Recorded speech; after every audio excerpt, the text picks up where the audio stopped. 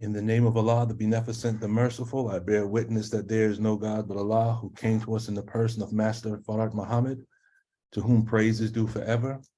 I bear witness that the most honorable Elijah Muhammad is the exalted and living Christ, now at the right hand of the Savior as Mahdi.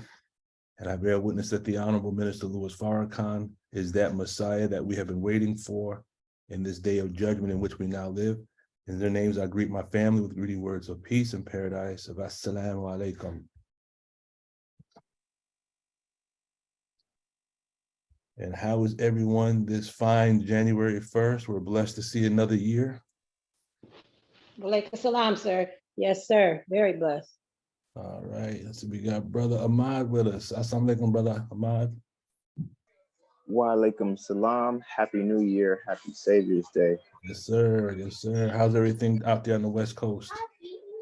Oh, it's going well here. Let me give you. We're playing catch and we're going through here. So it's a fun time while we listen. And I got on my wife's hat. I was about to say, brother, what's that about? It's that type of afternoon here. Hey, no, so we're very grateful to be in the new year with all of the believers. Assalamu alaikum. Islam, you gotta enjoy those moments, brother. The children grow up quick. Oh yes, sir. He's gonna be 2 already. So yeah. Oh, has it been that? Oh yeah, because when we first started was when sister had the baby. Yes, sir. Wow. See, he's got an arm. He's throwing his basketball around already. Wow. Say Allahu Akbar. He usually says that as soon as he hears it. But I don't want to take the time. I'm excited to listen. Assalamu alaikum, family. Salam, sir. Sister Patricia, assalamu alaikum. Walaikum salam. How are you? I'm doing well by Allah's grace. Praise be to Keeping Allah. up, trying to keep up with these lessons. Hey. I'm trying to keep up myself. Yes, sir. I'm like, oh my. Almost got behind him a little bit, but I caught up. Yes, ma'am. So much, Sunday night, Friday night, Saturday, just, then turning in lessons by the week. Ooh. I ain't even talk about the other stuff I have to deal with my grandchildren. They got things to do, and my 8-year-old, he's in a spelling bee. Mm-hmm. So they gave him these these papers, and I called the school. I said, what level should he study? She said, all of them. I said, that's 4,000 words. Wow. He got to know them all. You got to go look at them all because you don't know what word's going to be called. So every day we got to take 3 columns, morning and in the evening, go over the words. Because the National Spelling Bee is 11th of January, inshallah.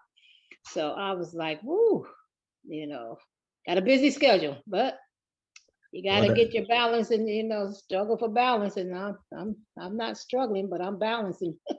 They say idle mind is the devil's workshop. So we got to keep ourselves busy. Yeah, I got things in every quarter. That's how you do it. Yes, sir.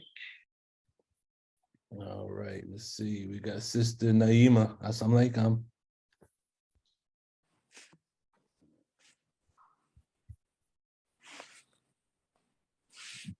Can you hear Sister Naima? Can you hear me? Walaikum salam, family. You cut yourself off there. You're what? I'm well, thank Allah. Thank you for asking. All right. A birth anniversary yesterday. Oh, praise be to Allah.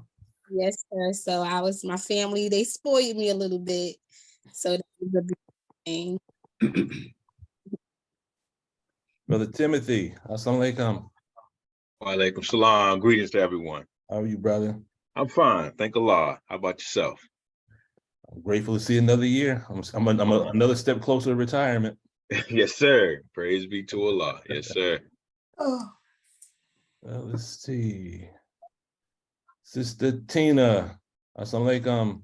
Wa alaikum salam, Brother Lukman and family.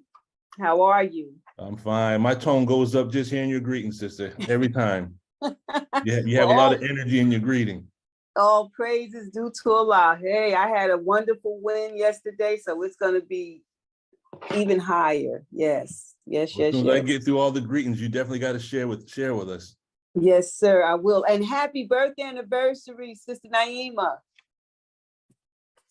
I praise you to Allah. Thank you. Sister Deborah, assalamu alaikum.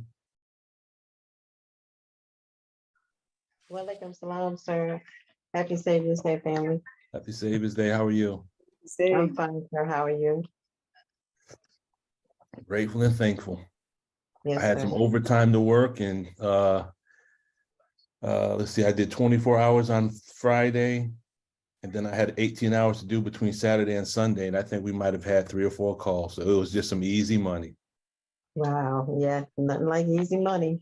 You ain't lying. I'll take easy money anytime. Yes, sir. Let's see, Brother Wadud, is that the doctor?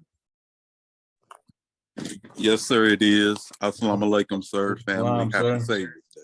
Happy Savior's Day. Let's see, we got iPhone. Is this the world famous Brother Scott Muhammad from Seed Incorporated? On the Oh, assalamu alaikum, sir. How are you and the family, brother? You all right? Oh, man, we sticking the jabbing, ducking the dodging, bobbing, and weaving. How are you and yours doing? We're doing fine, brother. Everything's fine for the new year so far. Hold on, my phone is messing up. Let me, I might need to try another connection. Oh, yes, sir. Yes, sir. Don't worry, brother. We'll let you back in. Okay. Before we begin, questions, comments, thoughts, concerns, suggestions, corrections, cognitions, or wins before we go forward? Well, yes, sir. I just want to give you my little win right there. No, there's no such thing as a little win. It's a win. Well, it's a big win. It really is. But I want to give you the short version. You know how we don't judge other people, and we're not even qualified to judge ourselves, right? Well, I have been judging myself, and telling myself something, and it was not true. And so I found out that it was not true by reading How to Eat to Live, book 1, where the Honorable Elijah Muhammad is telling us that the diseases that we have, all diseases, including social diseases, come from whites, right? And that's on page 72 through 75, reading that in How to Eat to Live, book 1. So in reading that, I remember that my great grandmother was a white Irish woman. So I have that blood in me very close. So they have been telling me for years since I was a child that I was anemic, but I wasn't claiming it, never claimed it. So I've been struggling with sleeping a lot, the sleep god. So I thought I was lazy. I thought I was being lazy, and I couldn't figure it out because I try to do all that I can do, but some things I just couldn't do. So for this whole year, I just been telling myself, and couldn't understand it, So I came to the conclusion that, that it was lazy. So come to find out, after reading that and How to Eat to Live and talking to a relative of mine, they told me that being tired, sleeping a lot is one of the symptoms of being anemic. And so come to find out that that's what it is, and so I've been telling myself a lot, that I've been judging myself, telling myself, oh, you just lazy. I don't understand. How can I be lazy when I be doing all that I can do, but the sleeping a lot is because of low blood, low iron. So I just have to handle that and I'm good. But in finding out that truth about myself, my tone level shot up to 40. I mean, it went through the roof yesterday, through the roof. So my win is that we are not even qualified to judge ourselves, because we can be telling ourselves something about ourselves that's not good, and it's a lie. So we're believing a lie, and that goes against the grain of our thinking. And that can really cause damage. I have been torturing myself. So, so I said, okay, now I know. So now I know what I need to work on. But I have been having more energy since knowing the truth is I just have to deal with the being anemic part. That's it. Well, I'm definitely going to take note of that, because I know I'm probably my own worst critic as well. So I'm going to take your win and study it. Go ahead, Brother Scott. I thought it was very interesting that when Sister Tina was critiquing herself, that she used a voice that was different than her own. And it made me think about valences, and wondering who is it that is actually judging Tina.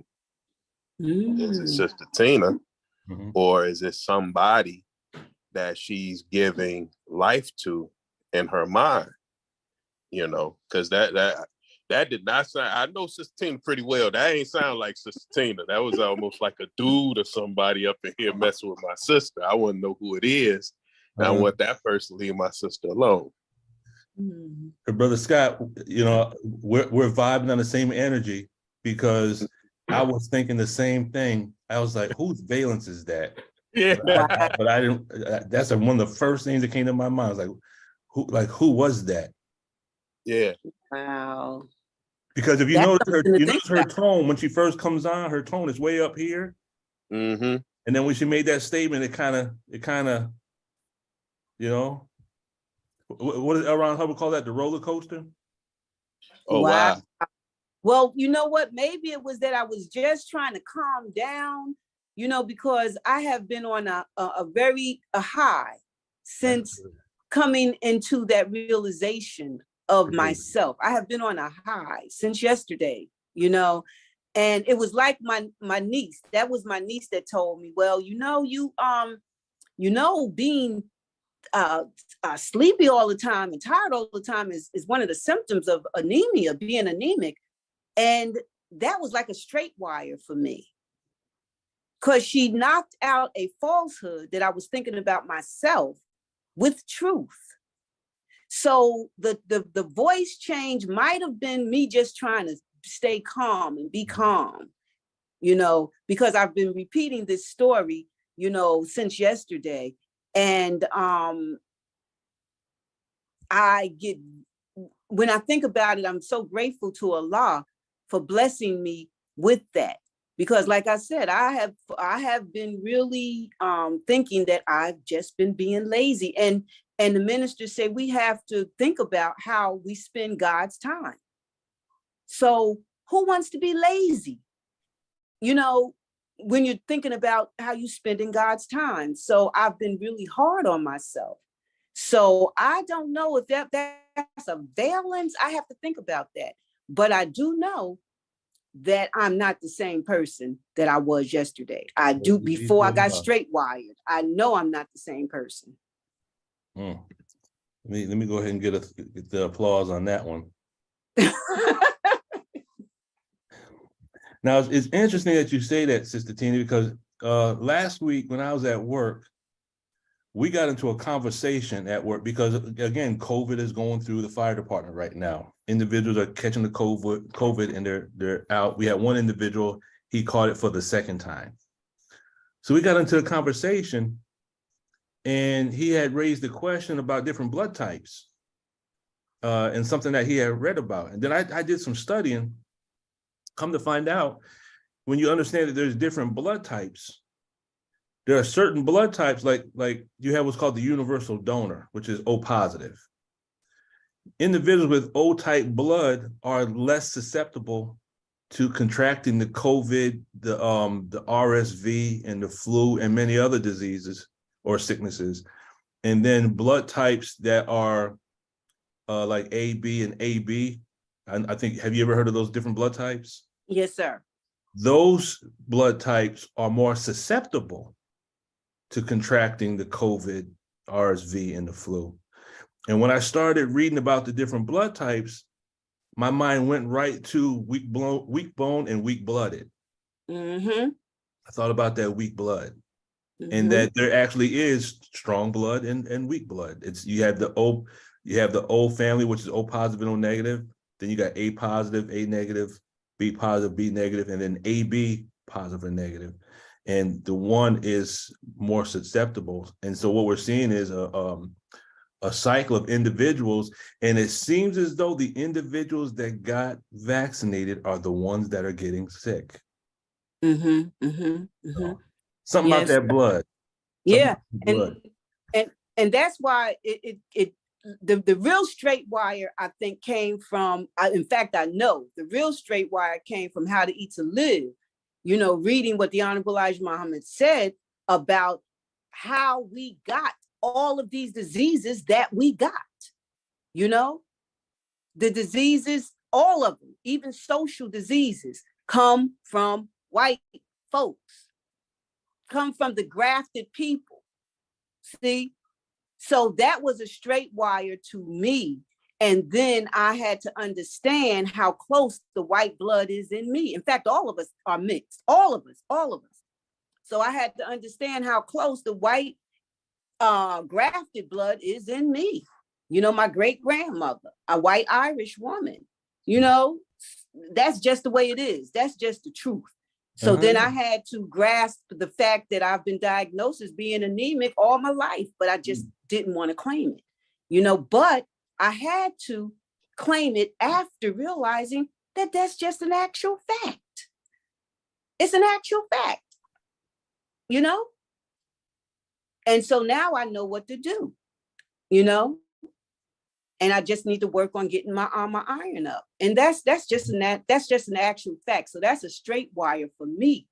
So that's why my tone level went through the roof and is still through the roof. I'm not the same person that I was before, you know, that How to Eat to Live straight wire and my niece. How to Eat to Live straight wire. I love it. How to Live straight wire and my niece pointing out to me the symptom, the truth that being tired is a symptom of anemia. Yes, that's ma'am. just the truth. Yeah. Most definitely. Yes, sir. So that's my win, and I'm sticking to it. And then you sticking to it. Sticking to it. All right.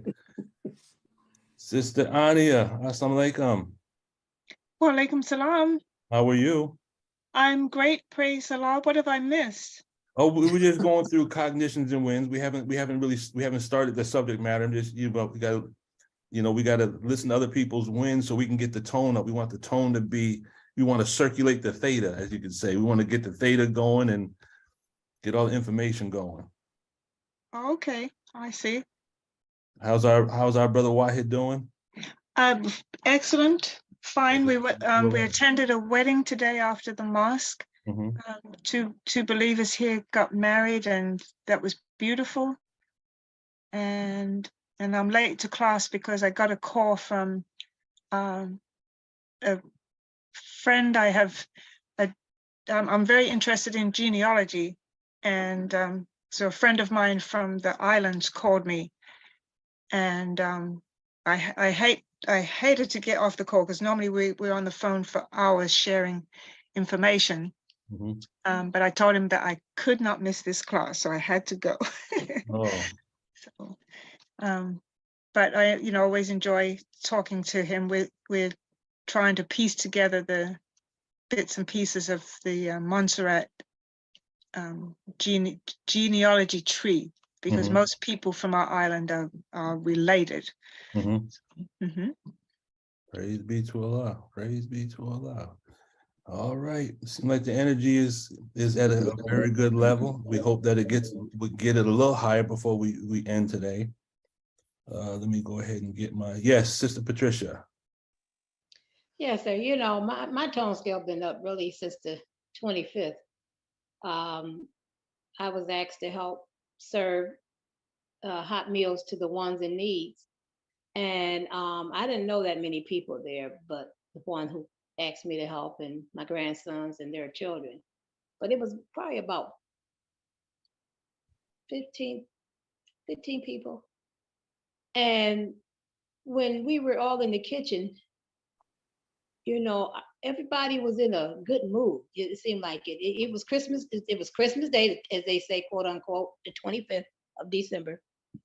And it felt like we were family, you know, getting together. Safe to say it like this, like getting together for the holiday. But we was there really working, you know, to help serve the food. And uh, we just had some good energy in the kitchen. You be laughing and talking about things. And I was like, wow, wasn't expecting that. You know, when you expecting to be so robotic, you know, serve next, you know. But it was like we were in the kitchen. Even the people who was coming, their spirits was even up. They were smiling and saying thank you. And then a couple of days ago, I was in the store and I had checked out, and I was standing there waiting on my grandson to go pick up an item I forgot. And so this lady, she had to be in her late 60s, 70, Caucasian. She started walking up towards me, and I said, okay, what's happening? And she said, here, take these home and enjoy them. And there were some flowers. I was like, oh, it kind of, you know, shocked me a little bit because I wasn't expecting that. And so my grandson seen the flowers in my cart, and he said, "You went to go get some flowers while we went?" I said, "No." I said, "Someone gave them to me," and they like, "You didn't know that person?" I said, "No." And so he said, "Well, they look like they did," and I said, "Well, no." Well, I looked at them; they kind of welted a little bit. I brought them home, and they just perked up, and the flowers is like really blooming now. They just like, and I sit there and I said, "Wow, you know, Allah is a merciful God. He knew." He wanted to keep that tone up for me from the 25th, because this just happened like the right around the 28th. And I said, I know that lady when she left her house that day, she did not think of me. You know, she didn't have children about me. She didn't have me on her mind. But Allah knew, I'm gonna send someone to you. You're on a good line right now. Your line is straight. You're doing good, this, you know, and I'm gonna keep it up. And that happened, you know. And then yesterday I went to a sister, she had a birth anniversary, and you know, I was the first one there. I thought I was late, but we were really in, it was just a small thing. We did a vision board, and it was really nice. So my tone scale is just still up. I turned in my lesson, and I said, okay, let's see what's gonna happen.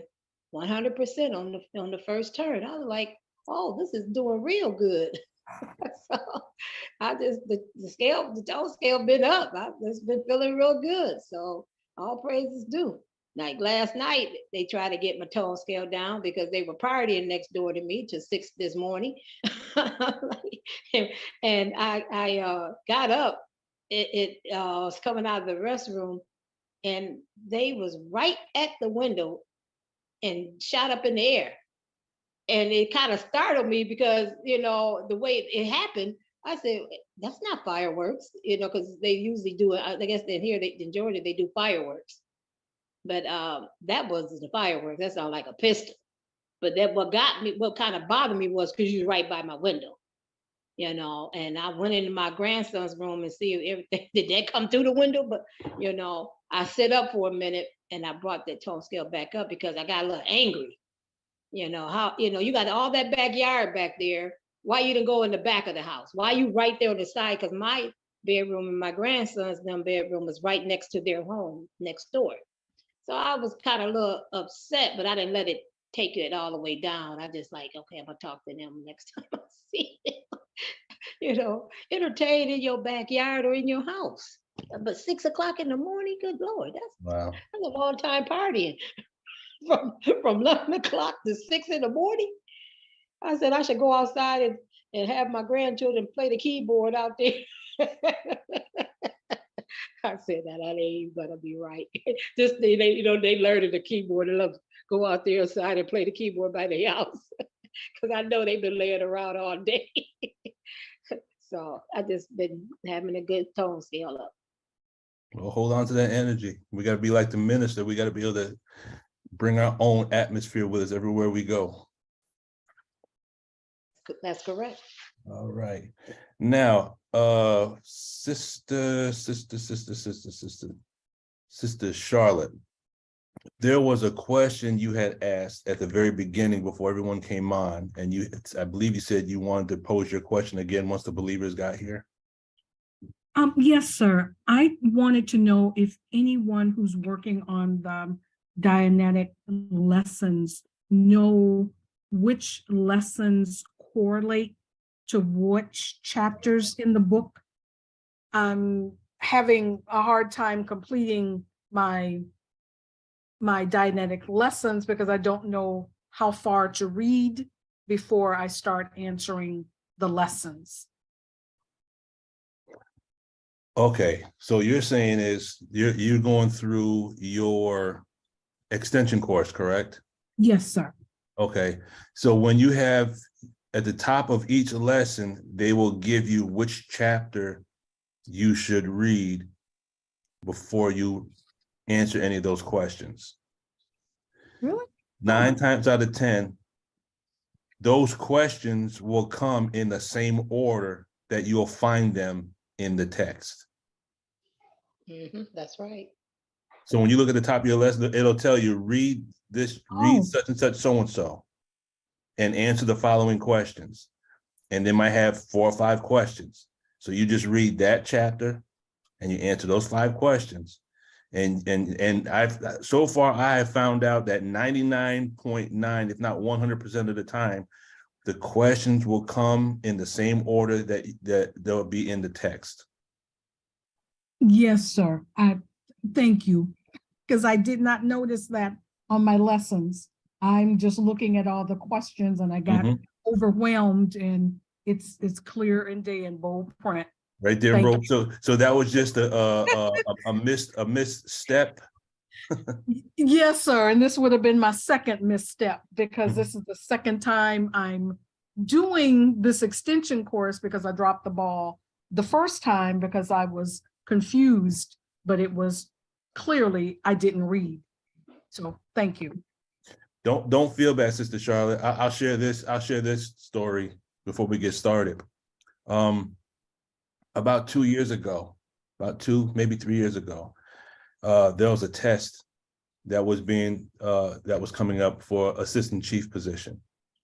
And I studied this book back and forth. I bought the book that had all the test questions and possible test questions. And I studied. And I was ready for this test.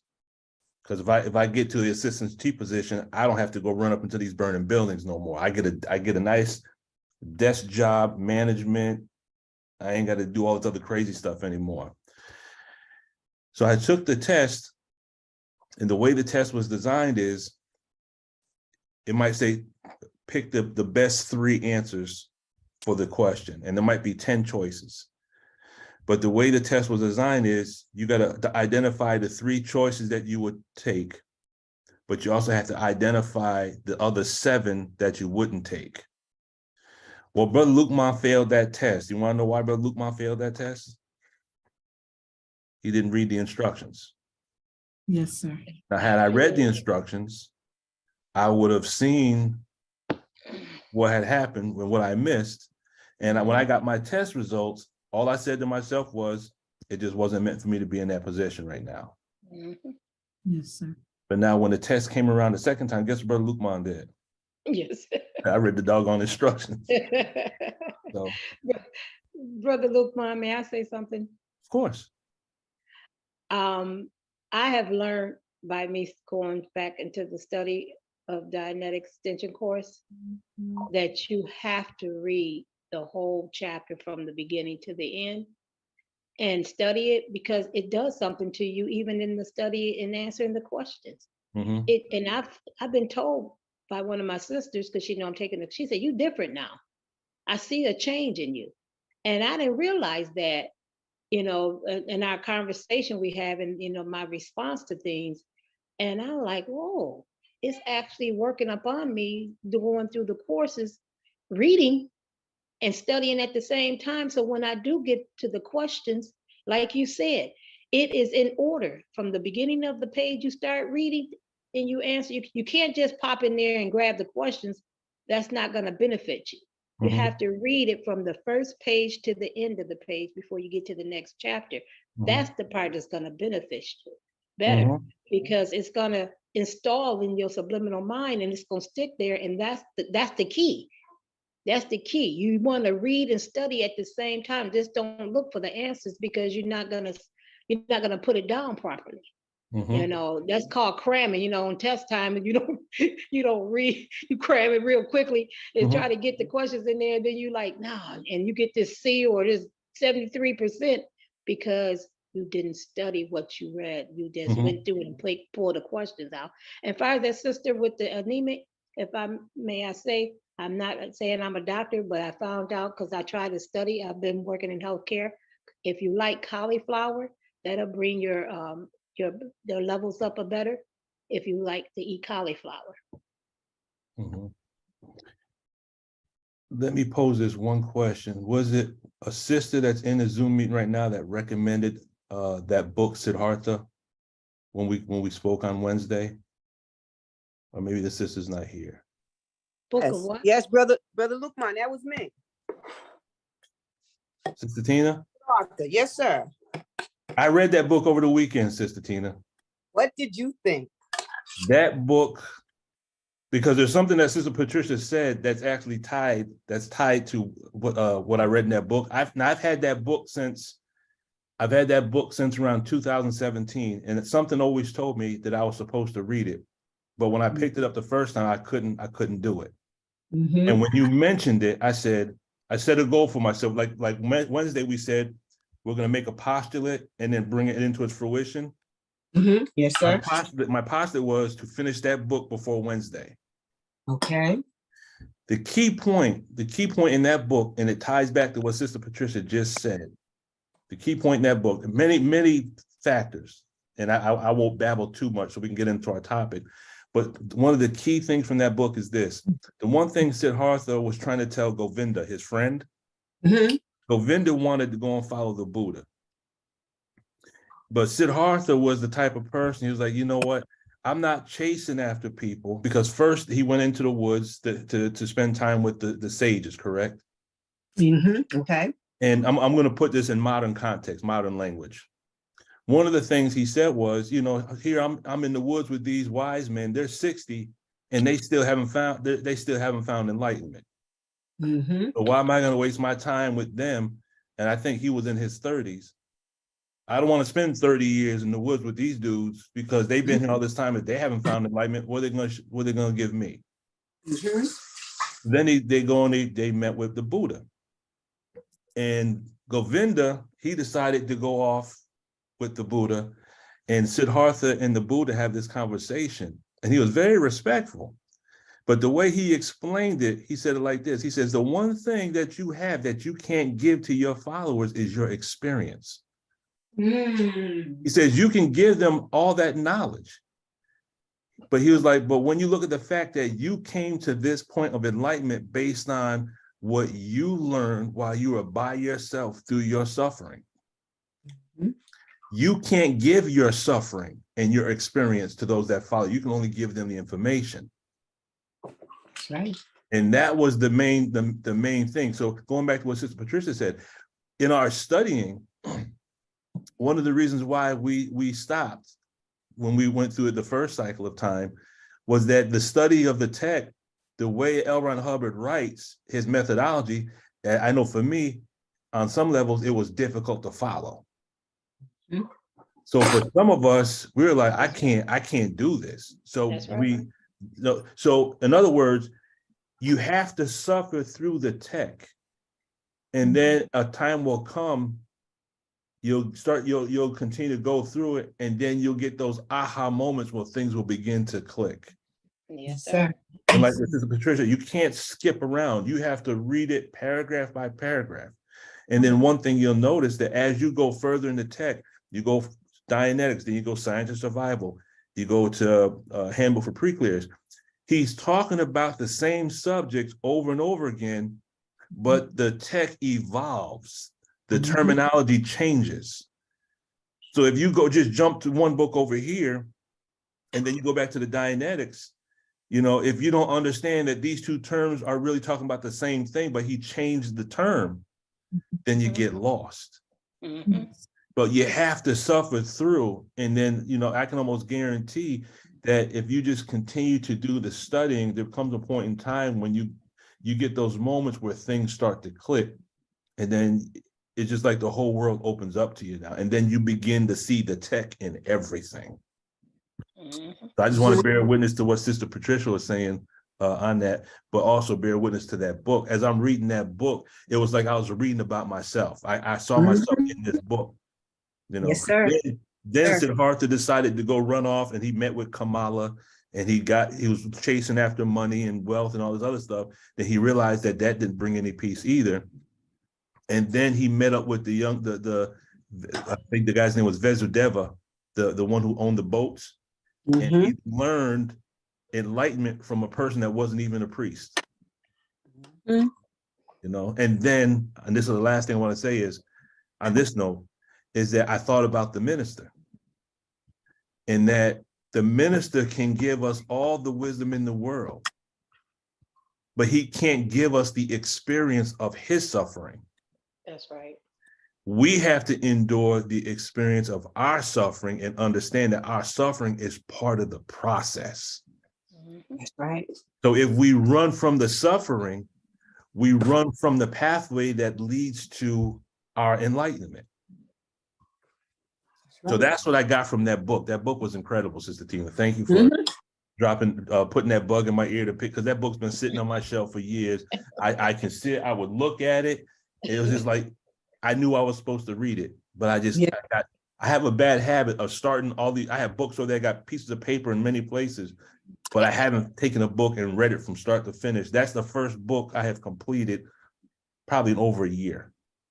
Praise be to Allah. So I completed my postulate. Now, so my goal is, God willing, is to complete one book per week now. I'm gonna try to do that for 2023. Yes, sir. That's the goal. Because I'm a bookaholic. I love reading, but I never complete a cycle. And yes, sir. And Brother Lukman, in that book, did you pick up where he went through everything? He was like the prodigal son. Yes. He went through everything. He never knew a woman before, but he knew one when he went out in the world.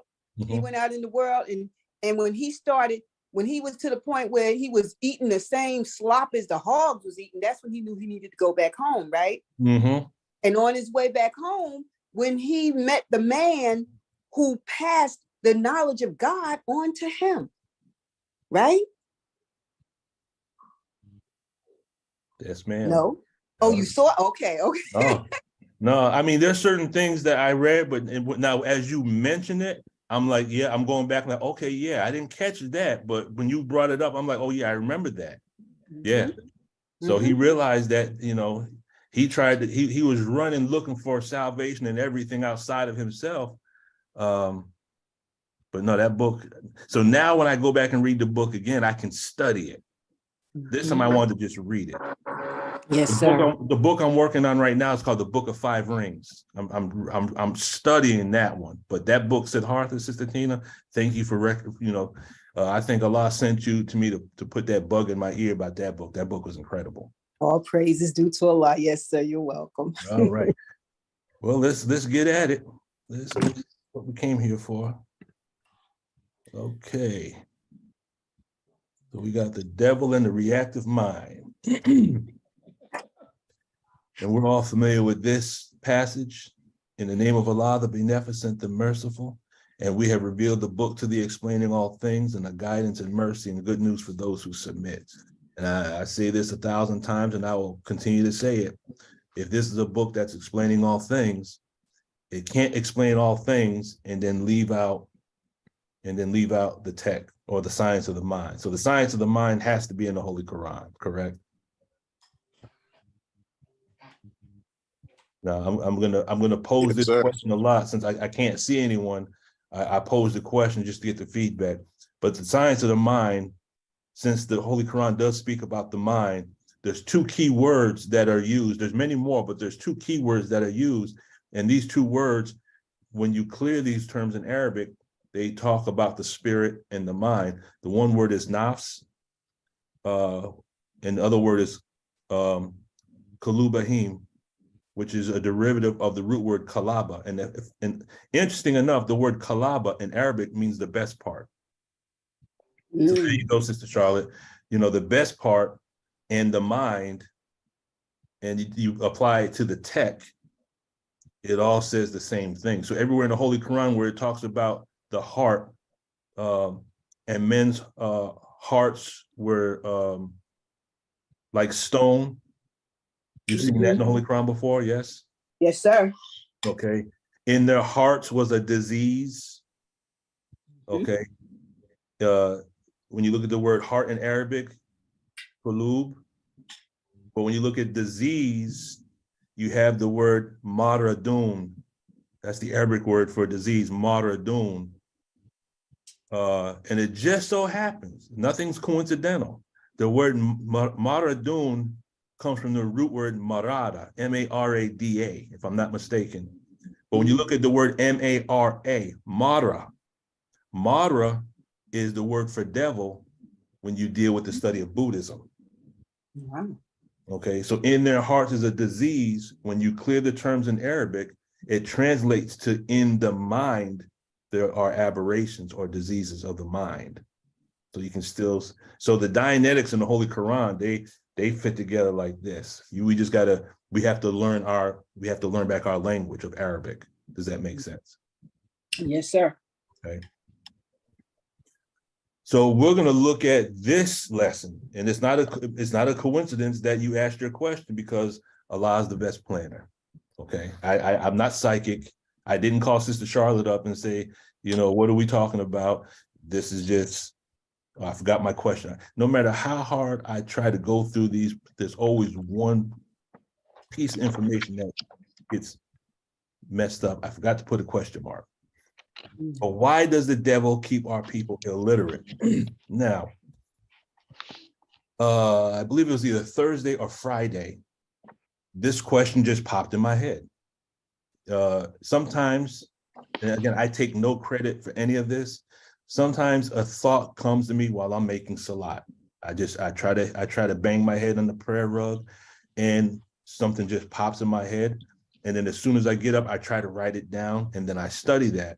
And as I'm studying it, if I can see something in it, then my goal is to share it with the believers. Okay.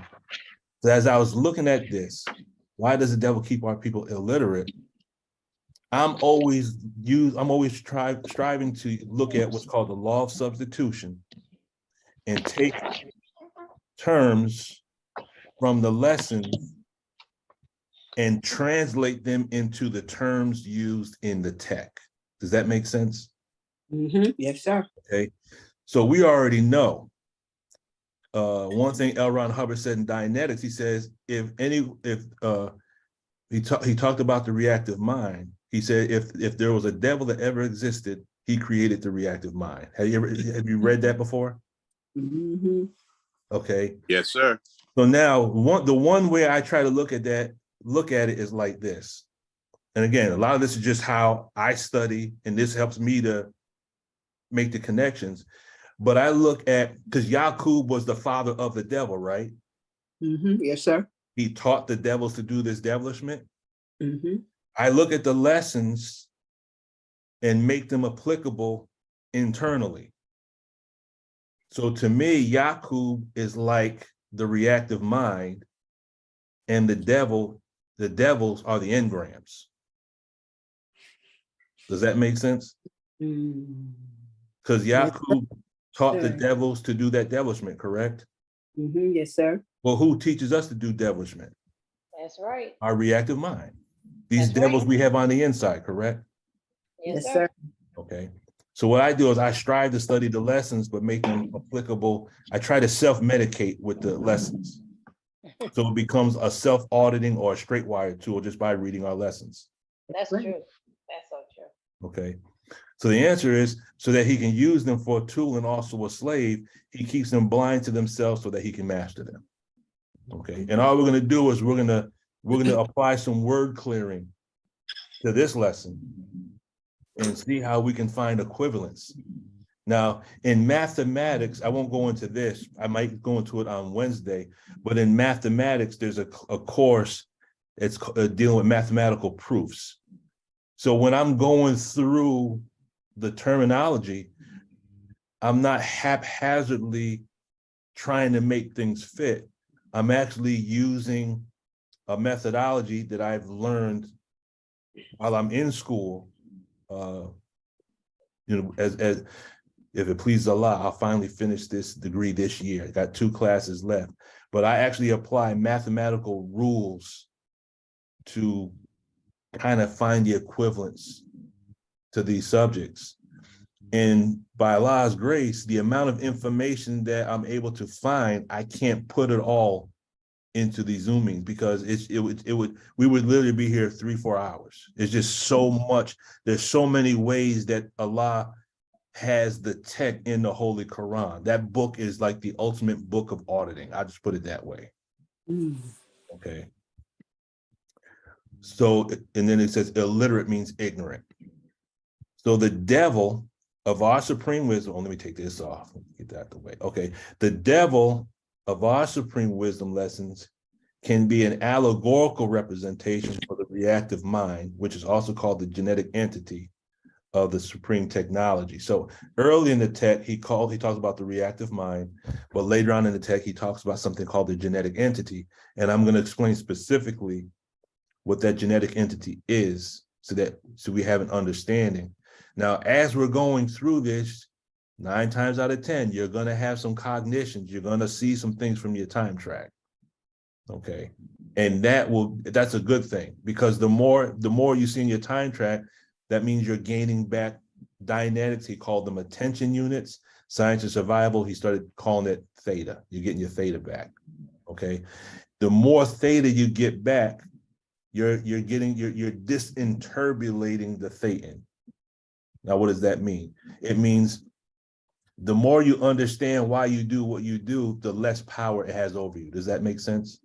Yes, sir. It does. Yeah. Okay. Yes, sir. So we want to gain back our mind degree by degree by degree. So our lessons can be used as formulae or mental equations to understand the ideologies of other fields of study. I believe this is one reason why the Most High Elijah Muhammad teaches us in Message to the Black Man, page 90, that before you can say that what you have is the truth, you have to study the other religions and their scriptures. I'm currently reading the book called The Book of 5 Rings, which is one of those classic books dealing with military combat strategy. But the one thing in the book is written by a man named Miyamoto Musashi. And one of the main things he stresses is that in order for you to really understand, and he's talking from the perspective of warfare, martial arts. In order for you to really understand what you're doing, you have to understand the other forms of martial arts. And by studying other things, it helps you gain a better understanding of what you're focusing on. Does that make sense? Mm-hmm. Okay. Yeah. So as we're studying our Islam, if we go read, one of the first things we're told is to go read the poison book, correct? Yes, sir. And as we read the poison book, doesn't that give us a better understanding of our Islam? Yes. Okay. But now if we follow the instructions given to us by the Most High Elijah Muhammad, if you look at Buddhism, and one of the books that's connected to Buddhism is called the Dhammapada. But when you read the Dhammapada, you're going to see Islam. You're going to see Christianity. And then the Dhammapada will give you a deeper understanding of the Islam, and the Islam will give you a deeper understanding of the Buddhism. So the different religions and their scriptures, the more you read them, the more you'll see that these prophets, because we're taught that at different points in time, that the certain parts of the book are revealed to different prophets at different time periods, right? Yes, sir. Yes. And we're told that the book that we have, the Holy Quran, comes from a bigger book, correct? Yes, sir. Okay. In the Holy Quran, it talks about what's called al-Kitab, the mother of the book. And we know that the book we have is only 6,000 years of history, correct? Mhm. Y'all with me? Yes, sir. Okay. When you say the book that we have is only 6,000 years of history, you're talking about The Holy Quran. Holy Quran. Okay. Because what we have goes back to Abraham, right? Yes. So we go back to Jesus, that's 2,000. We go back to Musa, that's 4,000. And we go back to Abraham, that's 6,000 years of history. Okay. Okay. And then keep in mind that the book from on this cycle of time was not, it wasn't written to last 25,000 years, correct? Right. Because we only have 10,000 years in this cycle because they couldn't see beyond, or only 15,000, they couldn't see beyond that 15,000 year history, right? Right. So if the Holy Quran is 6,000 years, and this cycle of time is 15, then there's 9,000 years of history that we haven't even discussed yet, isn't there? Right. Right. Okay, so there's much more information. But our lessons and what we have is to prepare our mind for what is to come. And we've been told that the last 10,000 is going to be given to us by the Savior, correct? Yes. Okay. Was there anything in that was in error? Does everyone remember hearing the minister speak on those topics? Were my numbers correct? Well, you say in the last 15,000 years or the last 10,000 years? No, the last 10,000 years is what the Savior brings, but this cycle of time there's only 15,000 years in this book. Okay. The Quran. Yes. So there's another books coming to be able to equal up to the years you're talking about we haven't. Well, even. has anyone heard the minister teach on that the last 10,000 years that there's going to be a book that's going to come written by the hand of the Savior himself? Has anyone heard that before? I've heard something like that. Yes, sir. Okay. So the last 10,000 years, the Honorable Minister Louis Farrakhan teaches us that when the writers wrote for this cycle of history, the light was so bright that they couldn't see beyond 15,000 years. So he said, the scripture said, put your pen down and write no more, correct? Yes, sir. So if that's Right. the case, wouldn't it be the last, wouldn't it be 15,000 years? No, the last 10. The last 10. Because when you look at the coming of Master Fard Muhammad, and if you look at our lessons, it comes out to the year 15,000. Okay. It said Musa came 2,000. How does the lesson go? It was in the 11th. It was in the year 11,000, correct? Yes. Okay. Our lessons say in the year 11,000, right? Mm-hmm. And then if you look at the fact that Musa was 4,000 years, then if you go from the year 11,000, you count 4,000, then that's the year 15,000 in the Asiatic calendar. Is everyone with me? I hope I didn't confuse anyone. I'm with you, but I would have to look at the actual numbers. Okay. And what was done in order for me to really follow. So I'm just trying to get it ahead. If one place to start is when you deal with Lost Found Muslim lesson number 1, and you deal with question On page 11. I'm trying to do it from memory because I don't have my book in front of me. But it said, why did Musa have a hard time to civilize the devil 2000 BC? Yes, sir. Because he was a savage. Savage means a person that's lost the knowledge of himself and is living a beast life. Yes, sir. And what goes after that? Musa was a half original man and prophet. 2000 BC means before Christ. In the Asiatic world, it was in the 11,000th year. Okay. Mm-hmm. So now, if we go based on the math, that was the 11,000th year, and Musa was 4,000 years ago. So that brings us right up to the 15,000th year. And the last 10 are to be written by the Savior himself. Okay. Yes, Go ahead, sir. Brother Scott. I'm Alaikum. Islam.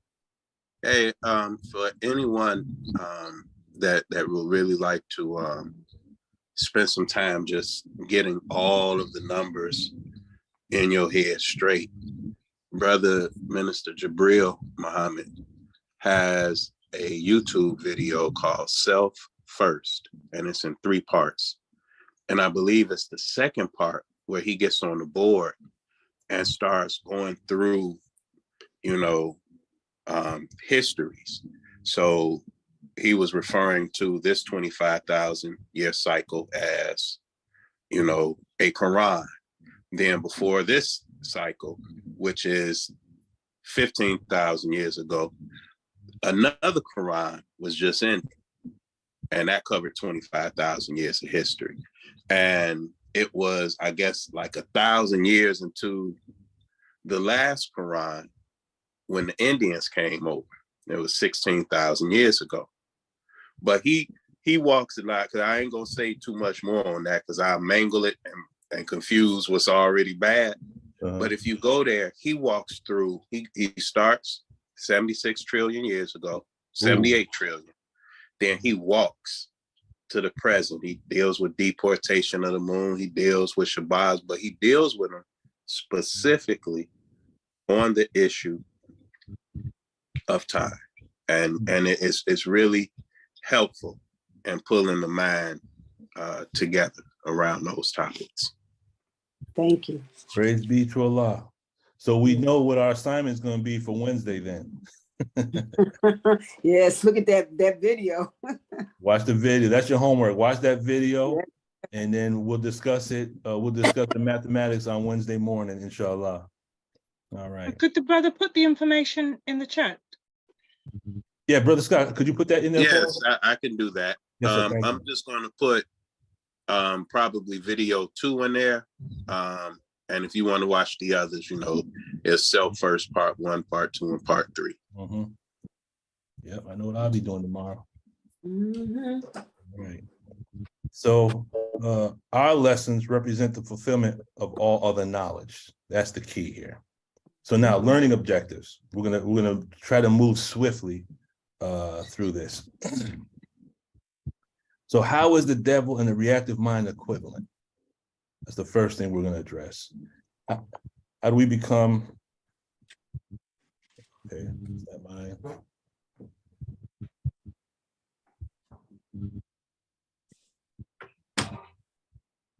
Who is that?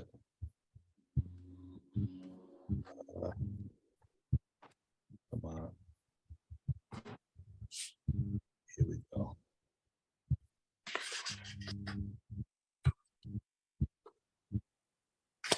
How do we become the tool of the reactive mind / genetic entity? How do we become the slave of the reactive mind? How does the devil / the reactive mind keep us blind to ourselves? And I had another point, number 5, in there that I took out. So again, there's one error there. What is the relationship between illiteracy and ignorance? So basically what we're doing is we're taking this lesson from our student enrollment and actual facts, but we're studying it from the perspective of the Dianetic text. Does that make sense? Yes, sir. So that the more we do this, then as we go through our lessons, we'll see that the lessons are 3-dimensional. There's layers of wisdom. And the more we take a lesson, we go back to the beginning, we go over it again, what will happen? We'll be able to pick up additional data. Does that make sense? Yes. And that additional data that we pick up is not contained in the lesson. That data is going to be contained from within our own mind, correct? Yes, sir. So now we begin the devil and the reactive mind, also called the genetic entity. This is just a picture of a dude whose mind is on fire right now. And I think, me personally, I think that's when the Bible is talking about the lake of fire. I believe that's an external representation of something that will take place. but I also believe it represents something that's internal. Okay, because no matter where you go, if you're aberrated, you bring the aberration with you, correct? Yes, sir. You can't leave the house and leave your aberration here. Mm. So now what is the reactive mind? What is the genetic entity? L. Ron Hubbard says a portion of a person's mind which works on totally stimulus response basis, which is not under his volitional control, and which exerts force and the power of command over his awareness, purposes, thoughts, body, and actions. So this right here, so here we have Dianetics. We understand the reactive mind is also devil. But then if you go and read the Bible, if you read the book of Romans, and we always talk about the book of Romans chapter 7, the book of Romans chapter 7 talks about the law of my mind at war with the law in my members. Does that make sense? Mm-hmm. Yes, sir. Okay. And then I think it's the book of James that says the double-minded man is unstable in all his ways. So we're at war. The self is contained in this physical body. And this physical body is always trying to settle on the best part. Does that make sense? Wow. Yes, sir. Say that part again, brother. I'm sorry. I said the self, which is the truth, the essence of who we are. Okay, the self is contained in this physical body. This physical body has a mind of its own, and we're constantly at war trying to struggle to see who is going to settle on the best part. Yep. Yes, sir. So when the body wins and the body settles on the best part, that's when we're eating 3 meals a day. That's when we're eating through the whole bag of potato chips. Okay, and I use those, not pointing the finger out, but pointing the finger at me. Because when I get stressed out, you know, because I'm not clear yet, that's what I deal with. And the majority of my stress eating takes place at work.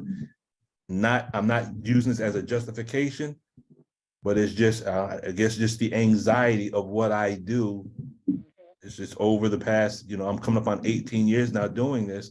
And based on the number of times that I've been injured, the number of times I've been hospitalized, the number of times I've been on disability, I need some auditing. Get that trauma.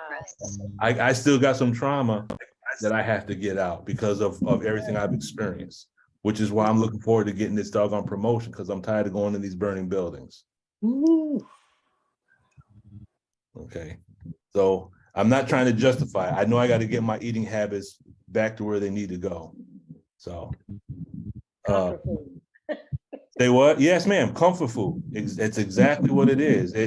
It's you know, and as I strive to study myself, you know, it is you go through stressful situations and your body's looking for endorphins and dopamine.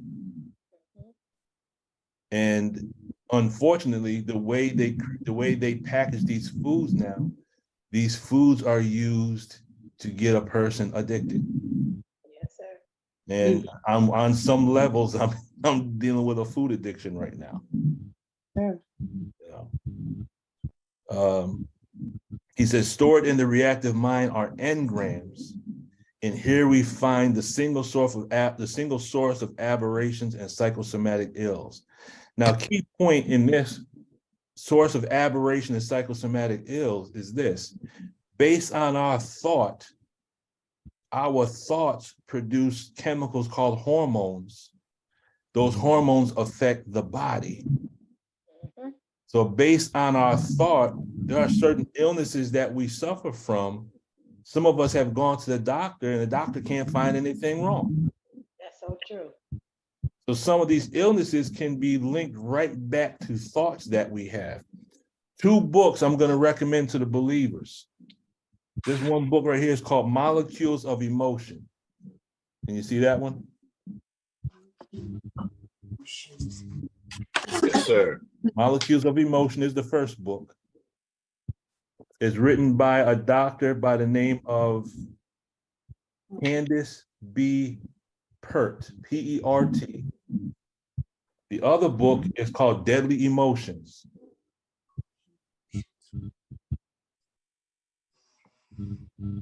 And this book is written by a doctor by the name of Don Colbert, Colbert. And both books stress the relationship between our thoughts and our diseases / psychosomatic illnesses that come about as a result of our thoughts. And when you read this book right here, Deadly Emotions, you're going to come right face to face with problem number 1 and problem number 2 of the problem book, and the sicknesses that the uncle and the wife suffered from in those problems. Does that make sense? Yes, sir. This is going to give you the science to add to problem 1 and problem 2. The first one is by Dr. Pert. He's a doctor. She's a doctor. Okay. Yeah, the first one's a woman by the name of Candace Pert, and the second book is Don Colbert. Both of them are doctors. And when you read these books and you have the problem book in your mind and you have the Dianetics, you're going to see a multitude of connections between how some of the illnesses that we suffer from is connected to thoughts that we have. Yes, sir. Brother, could you just repeat the name of the first book, please? Yes, the name of the first book is called Molecules of Emotion. It costs $19. Oh, that's in 19. There you go, $19. The other book, I was able to get it for $14.99. So they're very inexpensive, but there's a wealth of knowledge in there. Okay, so the key points here: the reactive mind exerts force over awareness, purposes, thoughts, body, and action. Second point is there's a connection between thoughts and sickness. Okay, so there's something inside of us that we're at war with every day. That's the main thing. The connection between thoughts and sickness, we've dealt with that in the past. I'm sure we'll deal with that again in the future. We'll show the connection, how negative thoughts translate to chemistry, and that chemistry actually ill affects the body. So the first thing we want to do is we want to look at tool of the reactive mind, because it says he'll use them as a tool and also a slave, correct? Yes, sir. So how does the reactive mind use us as a tool? How does the reactive mind manipulate Brother Lukman? How does the reactive mind manipulate Brother Scott, Sister Tina? How is our reactive mind pulling us like strings, like we're a puppet? Have you ever had the experience where you said you weren't going to do something, and then you see yourself and you wonder, how in the world did I wind up in the parking lot of Krispy Kreme? And I already knew I was on my way home. I had no intention. Then you find yourself in the drive-through somewhere. Have you ever experienced that?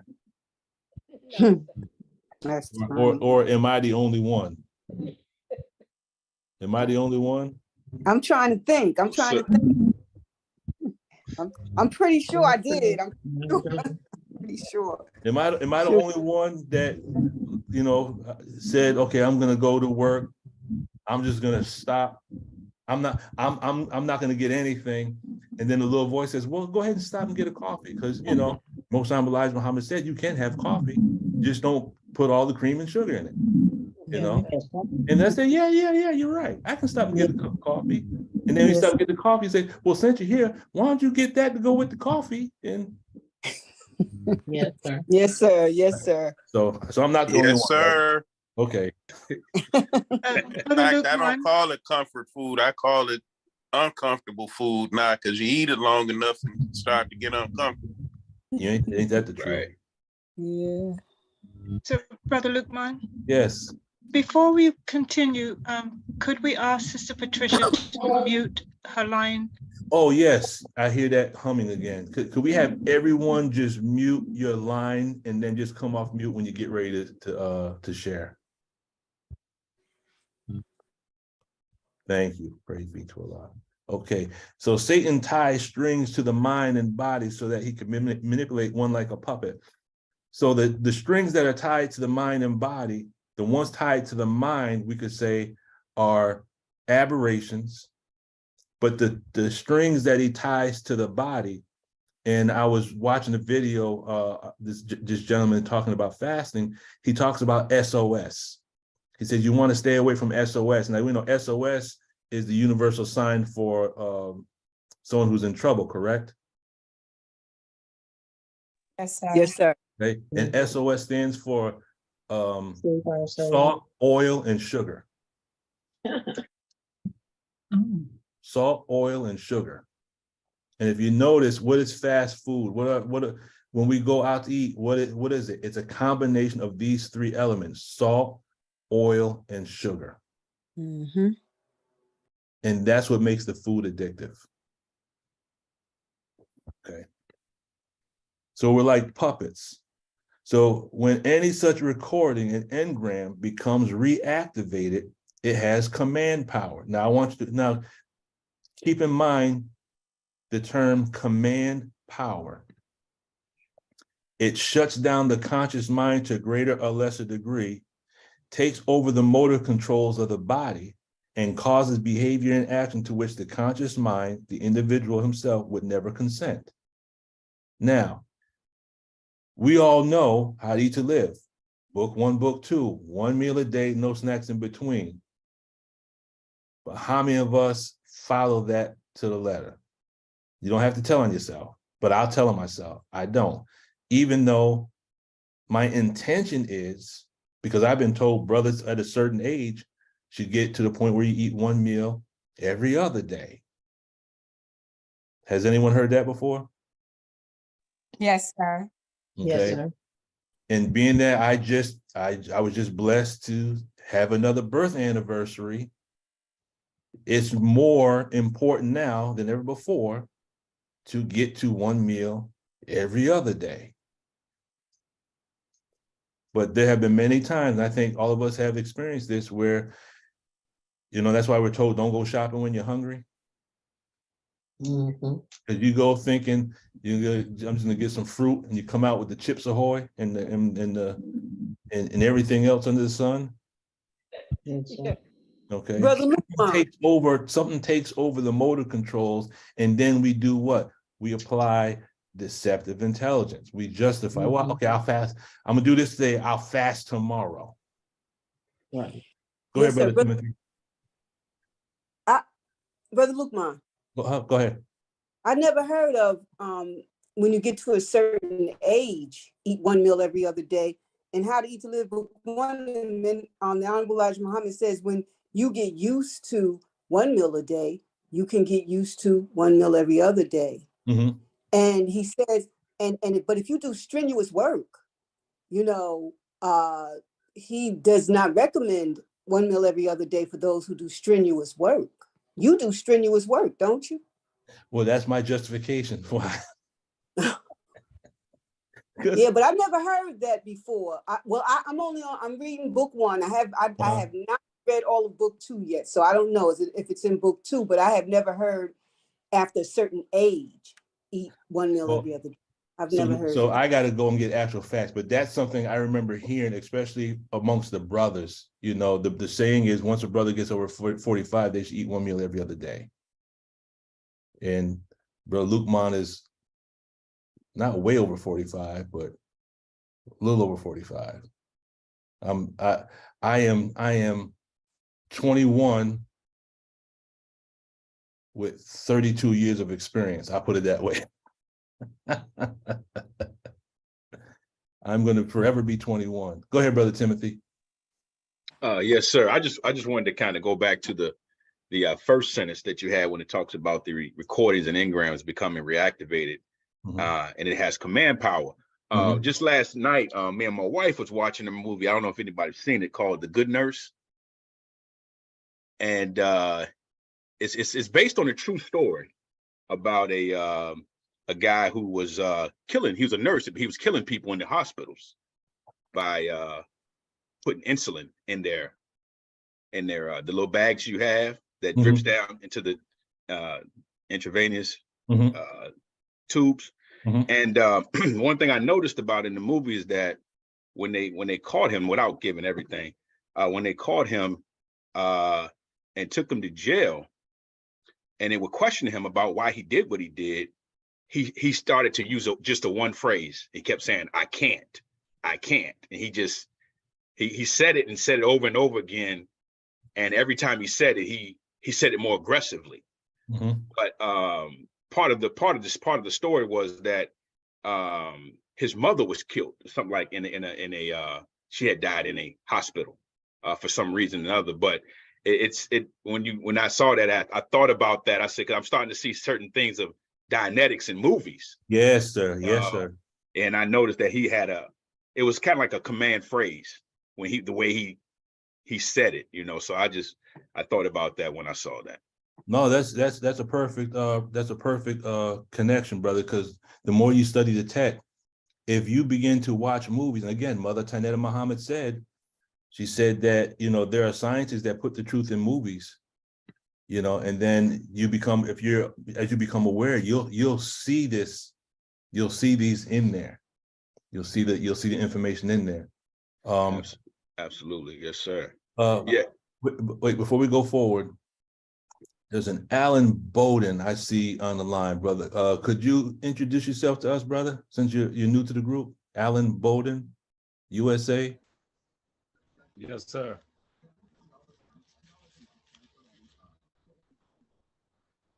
Yeah, go ahead, brother. Yes.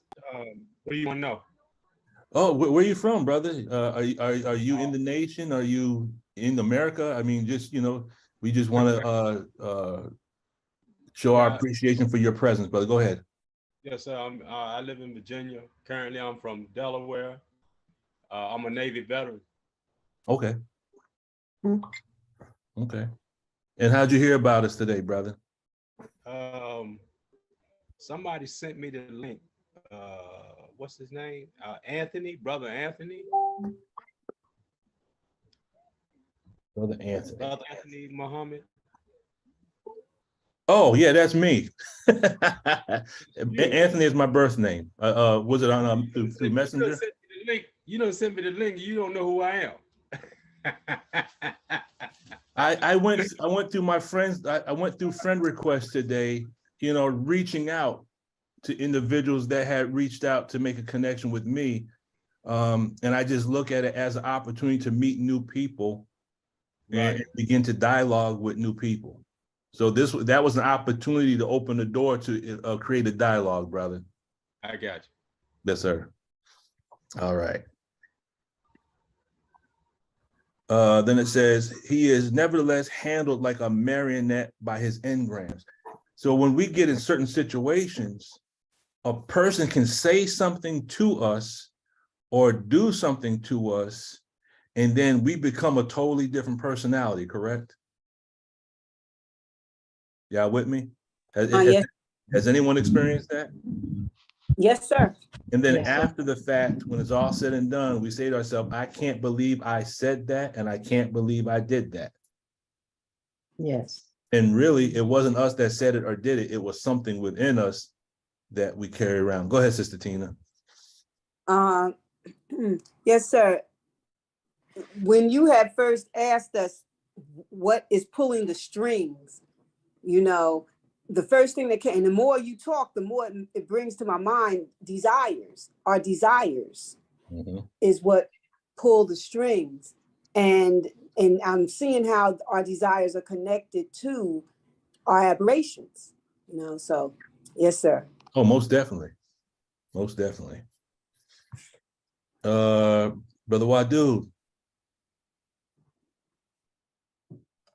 Assalamu alaikum. As we are talking about the reactive mind and it exerting command control, my mind went to the biophysical, and as the stimulus response aspect, and I'm thinking of in the body we have what are called reflexes, which only travel in a circuit that never reaches the higher brain centers initially. So if you put your finger on a flame, with you being a fireman, you don't have to think about removing your hand from that flame of fire that your finger is being exposed to. That's a reflex, and that never reached your cognitive portions of your mind to remove that. It does ultimately get there and get locked in as a memory. And that takes me to where we are presently in the conversation, in that I'm starting to think about some of the diseases that are, the body is doing things, but the person has no volitional control over those things. So I'm thinking of a disease like Parkinson's, where there's these tremors.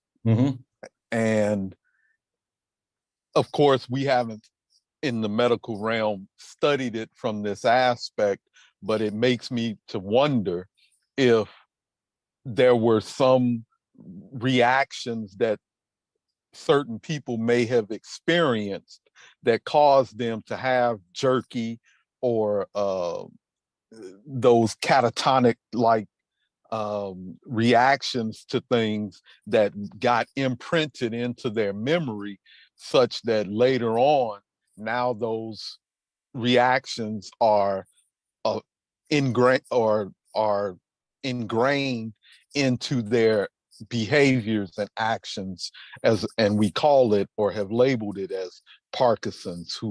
People who may have a resting tremor, or there are people that have positional tremors and intention tremors and all of these different things. But I'm just thinking that maybe due to some reaction, and maybe if it was repeated, it became more of a habitual type of component, and that their reactive mind then became more dominant than their cognitive mind.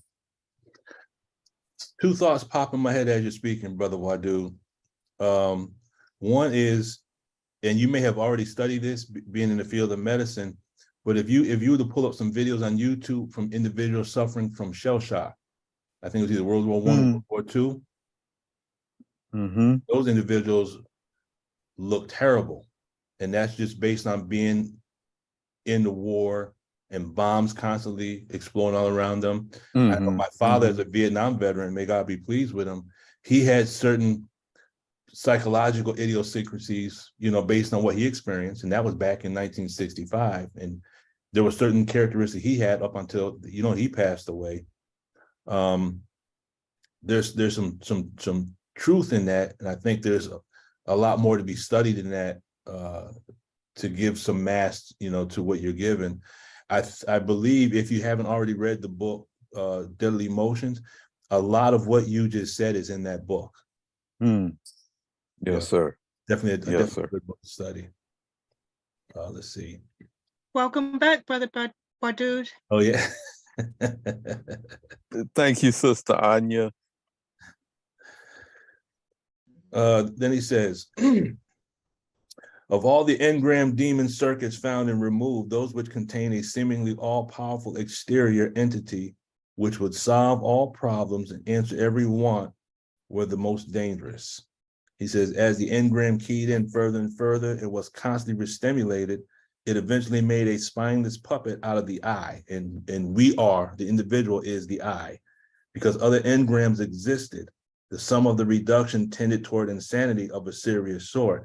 So if we look back at our past, we have multiple points on our history, which is called the time track, where certain people have either said or did things to us to enforce certain behaviors on us or to inhibit us from our own determinism. Does that make sense? Y'all with me? Yes, Yes, sir. Yes. And all of that is still with us. And that's why in the modern context, at the ages that we are now, whether we're 30, 40, 50, or 60, the ages we're at now, there's certain part of our psyche that is stuck at the age when we went through the emotional pain that we went through.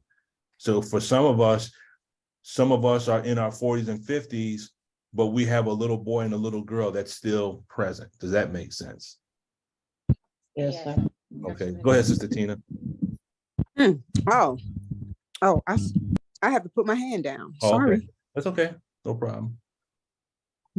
He says the fact that the pre-clear's analyzer shuts down whenever he comes into an area of unconsciousness was why the engrams could take him over and use him as a puppet when they were re-stimulated. They simply shut down the analyzer. Now, if you've experienced this and you want to just raise your hand or bear witness, that's fine. But how many of us, and again, I use examples from my own experience because I'm always pointing the finger at myself. I've noticed that there are times when I slip on my diet or times when I'm either angry or extremely tired. Has anyone ever experienced that? Yes, sir. Okay. Stress. So stress and fatigue, he says in Dianetic, stress and fatigue is what opens the door to our aberrated mind. So 9 times out of 10, someone will tick us off and actually say, no, I got to go do this. I don't even want to deal with this right now. It's because we're angry, or there's times, man, I'm just so doggone tired. And that's when we do something else. Go ahead, Brother Allen. Yeah, I was just thinking, my cousin from Delaware, that's in the nation, had recently mentioned that he had a stroke. And he said when he went to the doctor said he couldn't find anything wrong. So I was just thinking, you know, listening to y'all on this conversation, and that came up. I was just thinking about that. I just found that interesting. I don't want to ask his medical history, but people, individuals that have stroke, one of the precursors for a stroke, and if the good doctor can just back me up on this one, if a person has something called atrial fibrillation, it's a certain type of heart rhythm, and people that have that heart rhythm become more susceptible to strokes. But that heart rhythm can be the byproduct of chemistry and thoughts. Is there truth in that, brother Wadu? Yes, sir. The AFib portion, the etiology of that is a little bit different than the general explanation that you gave, but what you said about the AFib is absolutely correct. Okay. Yeah, that's our in-house one of the scientists that comes to, he just came back from Mecca, so he's here to well, I have some stories to tell. I wouldn't say it was Mecca, and it would take us back to where the conversation this evening started in terms of learning different formats. But that's a story for another day. Okay, we look forward to it, Brother Wadu. We're just glad that you're back here with us. Praise belongs to Allah. Sir. So the word tool. A tool is a handheld device that aids in accomplishing a task. Now, one thing I remember Brother Jabril saying is this, that when you read the dictionary, he says the first couple of definitions are the surface ones. I'm paraphrasing it, but don't stop at the surface ones. Read all the definitions when you define a word, and you'll see that as you go down, you'll find some real interesting connections with some of the definitions. A tool is also one who is used or manipulated by another. So now we say the reactive mind is like the devil. Then isn't the devil using us as a tool and also a slave, the same as the reactive mind using us as a tool and also a slave? Yes, sir. So then we can say that lost found Muslim lesson number 1, question number 7, we cannot make that applicable to the tech, correct? Okay. A tool is also a foolish or unlikable person. Well, how do you know that you're a tool? When you get out of valence, when you become re-stimulated, don't we act like a fool? Yes, sir. Aren't we acting like an unlikable person because aren't we carrying out the characteristic of the individual that hurt us to begin with? Yep. Yes, sir. So the reactive mind is what? has converted us into a tool. As a verb, now here's where we're going to start to make some connections to the scriptures. It means to cause to go. It also means drive, okay? Now, remember, we talked about command power before, right? Command power. Yes, sir. And we talked up, now we're looking at the word drive. So command power comes from Dianetics. Drive is coming from the lessons. And now we want to see if we can find this in the Holy Quran. Because if we can find this in the Holy Quran, then we've made a little triangle between the Dianetics, and we mentioned the Bible as well, because the Bible talks about the law of my members, and the law of my members is the same as saying, or the double-minded man is unstable in all his ways, is the same as saying that the body begins to have command power over the individual. Does all that make sense? Yes. Okay. Now, the genetic entity controls us. The genetic entity is the body, is the physical body.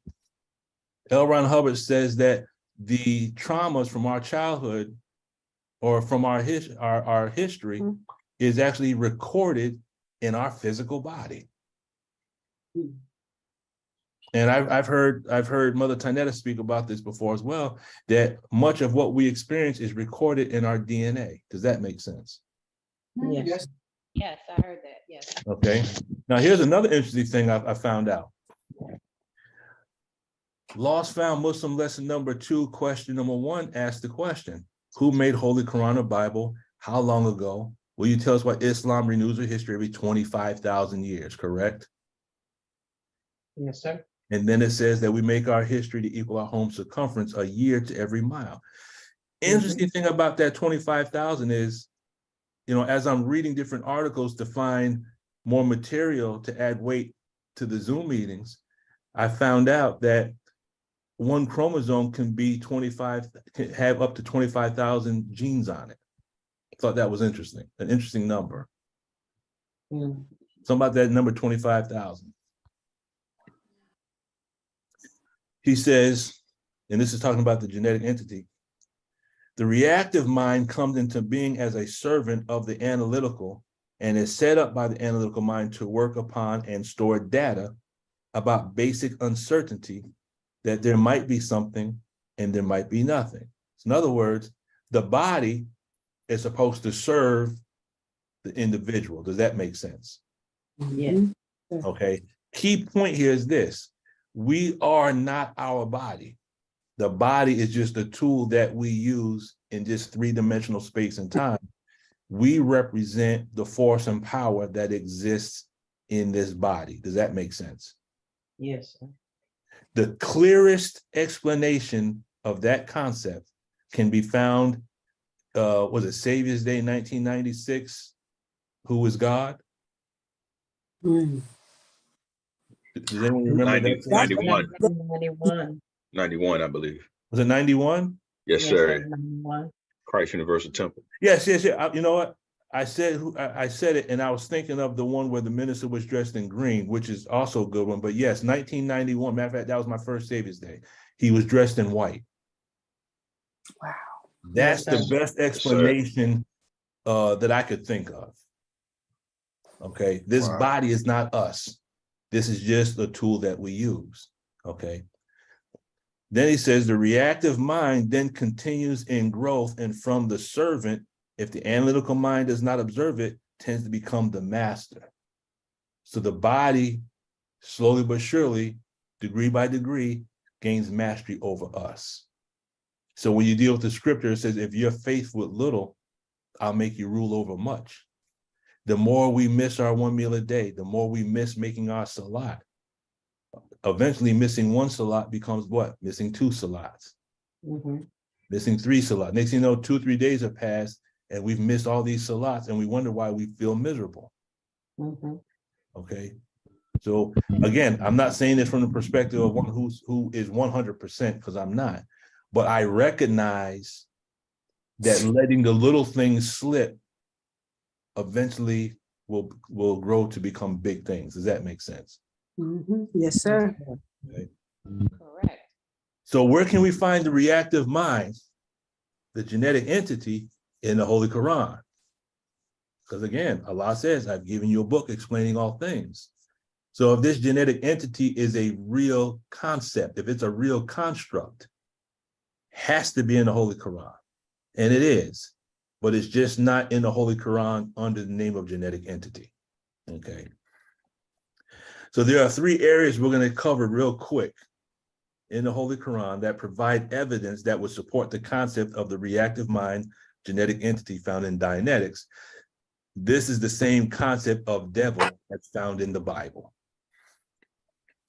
If you look at Surat al-Qiyamah, the resurrection, which is Surah 75, and I start here based on the introductory letter to the self-improvement study program, the opening written, I believe, by Sister Ava, may Allah be pleased with her.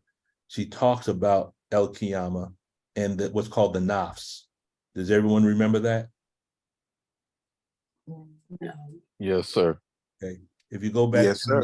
Go back to the intro to the self-improvement, Sister Ava does speak about this surah. Then we're going to look briefly at Surat al-Yusuf, which is Surah 12, ayat number 53. And then we're going to look at Surat al-Qaf, which is Surah 50, verse 16 through 21. And in these 3 areas, it'll give us a deeper understanding of the reactive mind, but give it to us in an allegorical way. So Surat al-Qiyamah, I'm just going to read this this is coming straight from the Holy Quran. It says, and this is from the introduction to the surah. It says, it is really the spiritual resurrection that is evidence of the great resurrection. The clue to this is contained in verse Surah 2, verse 1, verse 2. I swear by the self-accusing spirit. The self-accusing spirit in Arabic is called nafs lawama, is the first stage of man's spiritual resurrection. It is the stage in which the inner self of man asserts itself when he does evil. The human in man becomes stronger than the animal in him. I think we can all bear witness that there was a time in our lives that we could do some, what we would say, some evil, wicked things, and we wouldn't even think too hard about it. But then at a certain time, we got what's called a conscious. We realized that what we were doing was incorrect. Does that make sense? Yes, sir. Yes, sir. Because all of us have a history. Mm-hmm. Unless you're visiting from the mothership, we all have a history. Then it says, while the first stage is that of the animal, the Amara, and then that's where we get Surah 12, verse 63. It says the second may probably be called the human stage. The third stage, that of the growth of the divine in man, is called Mutma'inna. That is, O soul that is at rest, okay? Mm-hmm. The awakening of the spiritual in man is thus spoken of as being an evidence of the great resurrection. And that's coming from the Holy Quran, Maulana Muhammad Ali, and that's page 1154, but that's the introduction to Surat al-Qiyamah. Now, in Surat al-Yusuf, which is Surah 12, it says, and I call not myself sinless. Surely man's self is wont to command evil, except those on whom my Lord has mercy. Surely my Lord is forgiving, merciful. Here we have one of the first instances of what would be called the nafs amara, which is the equivalent in Dianetics of the genetic entity or the reactive mind. It says from the footnote, it says man's self is here called amara, one want to command evil. It is in fact the lowest stage in the spiritual growth of man.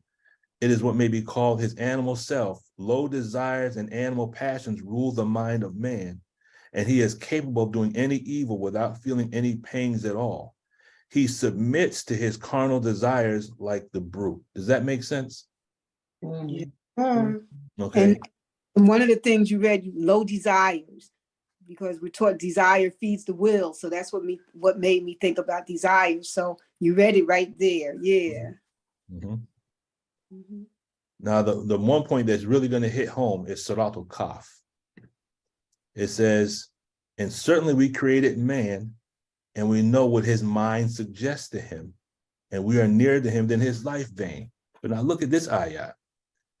if we created man and we know what his mind suggests to him, does that not imply that man and mind are two separate entities? Yes, sir. Because if it's suggesting to, so you have what's called a cycle of communication, right? Yes, sir. And in Dianetics, you have, when you deal with communication, has anyone studied communication in Dianetics? Well, when you study communication in Dianetics, you have the point of origin, which is called the source point, and then the point of where the communication goes, I believe that's called the input point. And a cycle of communication is, if I say something to you and then you respond, that's one complete cycle of communication. Does that make sense? Yes. Okay. So oftentimes I'll say something, I'll say, is that right? Or do you understand? And then someone says, yes. So I know the cycle of communication completed the cycle. Does that make sense? Okay. Yes, sir. Okay. In the church, it's feedback. In Dianetics, it's called a cycle of calm. But here in this ayat, this is showing us that we know what his mind suggests to him. So the mind is becoming the source point. But we have to be able to control the cycle of communication, right? Yes. Then he says, in the Holy Quran says, when the two receivers receive, sitting on the right and on the left, he utters not a word, but there is by him a watcher at hand. And the stupor of death comes in truth. That is what thou wouldst shun. And the trumpet is blown. That is the day of threatening. And every soul comes with a driver and a witness. Now, again, this is how I study. We know that none knows the interpretation save Allah. And the rest of us say we believe in it all, correct? Yes. Okay. But Yes, sir. This is just what I see. This is my study, how Allah shows me it, but I'm not trying to interpret and saying this is what the Holy Quran is saying. This is just what I see. Does that make sense? Yes, sir. Yes, sir. Okay. Yes, sir. So now when you look at, and certainly we created man and we know what his mind suggests to him, again, mind and self are two separate entities. This is the Arabic, and I'm not even going to try to pronounce because I don't speak Arabic. I just know how to use a dictionary. But when you look at this word over here, and I think you can see my viewpoint, my pointer, it says tu waswisu, that word right there. That's the same word you find as the whispering Satan in Surah 114. So the whispering Satan, the whispering devil who whispers into the hearts of men in Surah 114 is the same word used to describe what makes the suggestion to us from the mind. Does that make sense? Yes, sir. Okay. And every soul comes with a driver and a witness. Now wait till you see how this comes out. When we do the word clearing on this with the Arabic dictionary, the word driver is sayakun. And the word sayakun means to drive. Remember, we talked about command power. Yes. The reactive mind has command power from the Bible, the law of my members. The double-sided man, the double-minded man is unstable in all his ways. This word in Arabic means to drive or to urge. But it also means driver, chauffeur, or engineer. Now, if you're in a car and you have a chauffeur, you're supposed to tell the chauffeur where you want to go, correct? Yes, sir. But if the person that's driving has command over you, you go where the driver says, right? That's right. Think back when you passed by, when you were a child and you wanted to stop at a fast food place. Can we stop here? And your mother or father might have said, no, we eat when we get home. Anyone experienced that before? Yes, sir. Yeah, yes, sir. You didn't have Got control. engrams about it right now. You didn't have control of the vehicle. Well, that's how it is with the reactive mind. It takes us where it wants to go, and we're just along for the ride. That's called aberration. But look at this.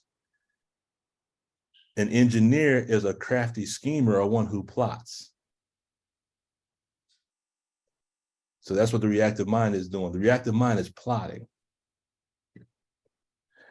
And I use the word engineer because L. Ron Hubbard used it in Dianetics. He says an electronics engineer can set up demons in a radio circuit to his heart's content.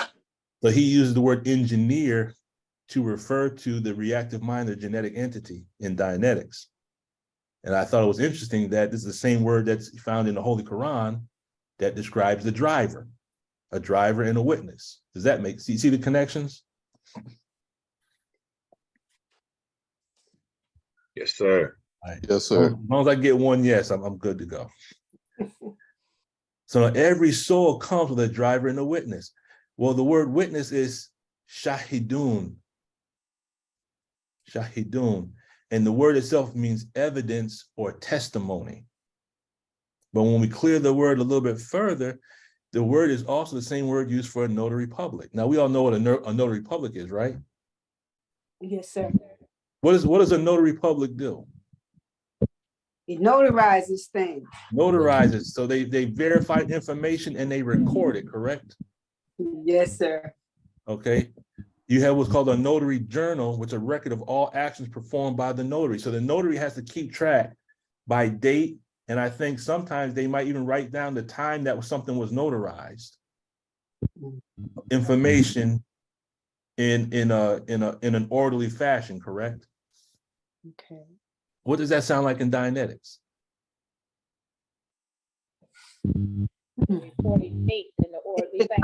Time track? That's the time track and the file clerk, right?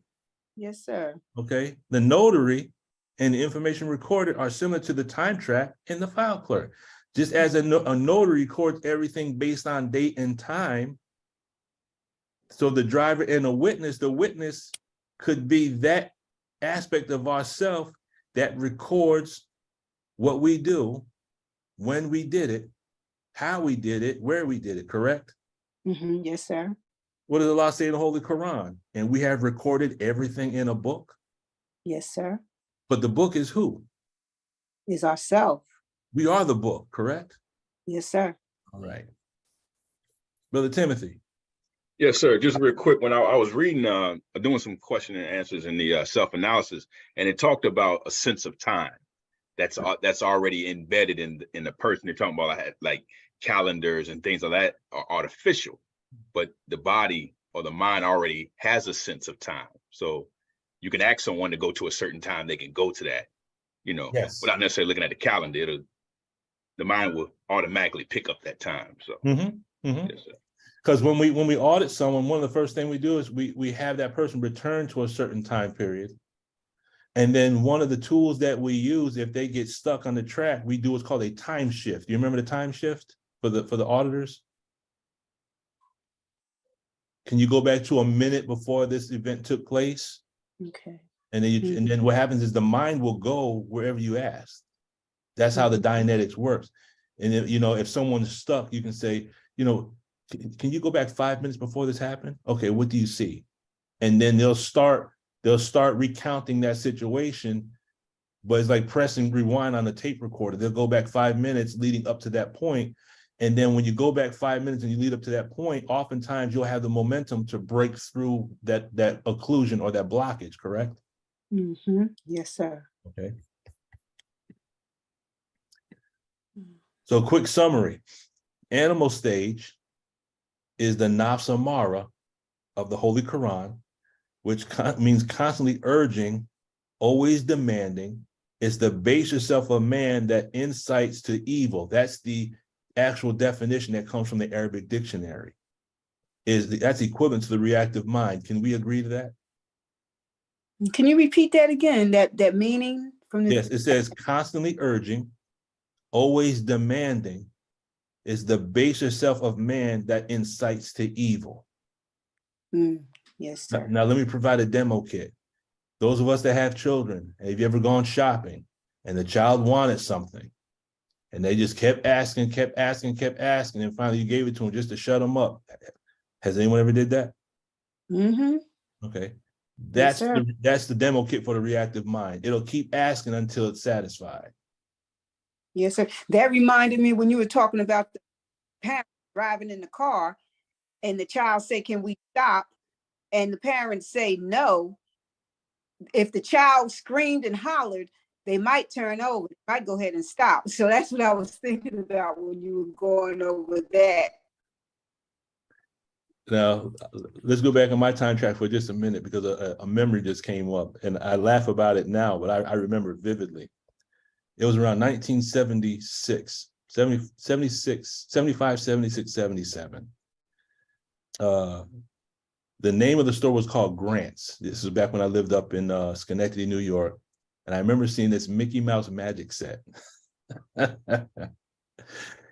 I cut up a fool inside the store because I wanted this Mickey Mouse magic set. And there was a point in time, my father, all he had to do was just touch his belt buckle, and that was like a silencer. That shut everything off. Just seeing him tap because that lets you know that was the warning shot. Keep it up, and this is what you're gonna get. So I cut up and acted a fool. So my father, he bought it for me. He did. And I still remember to this day in the backseat of that Gran Torino, driving home, playing with my Mickey Mouse magic set. I remember getting inside the house and then the hand of God snatched me up so fast. Once we got out of sight and out of mind, I was chewing a piece of gum. And my father grabbed me so quick because he was about to show me, what the business was. The gum got stuck in my throat and I started choking.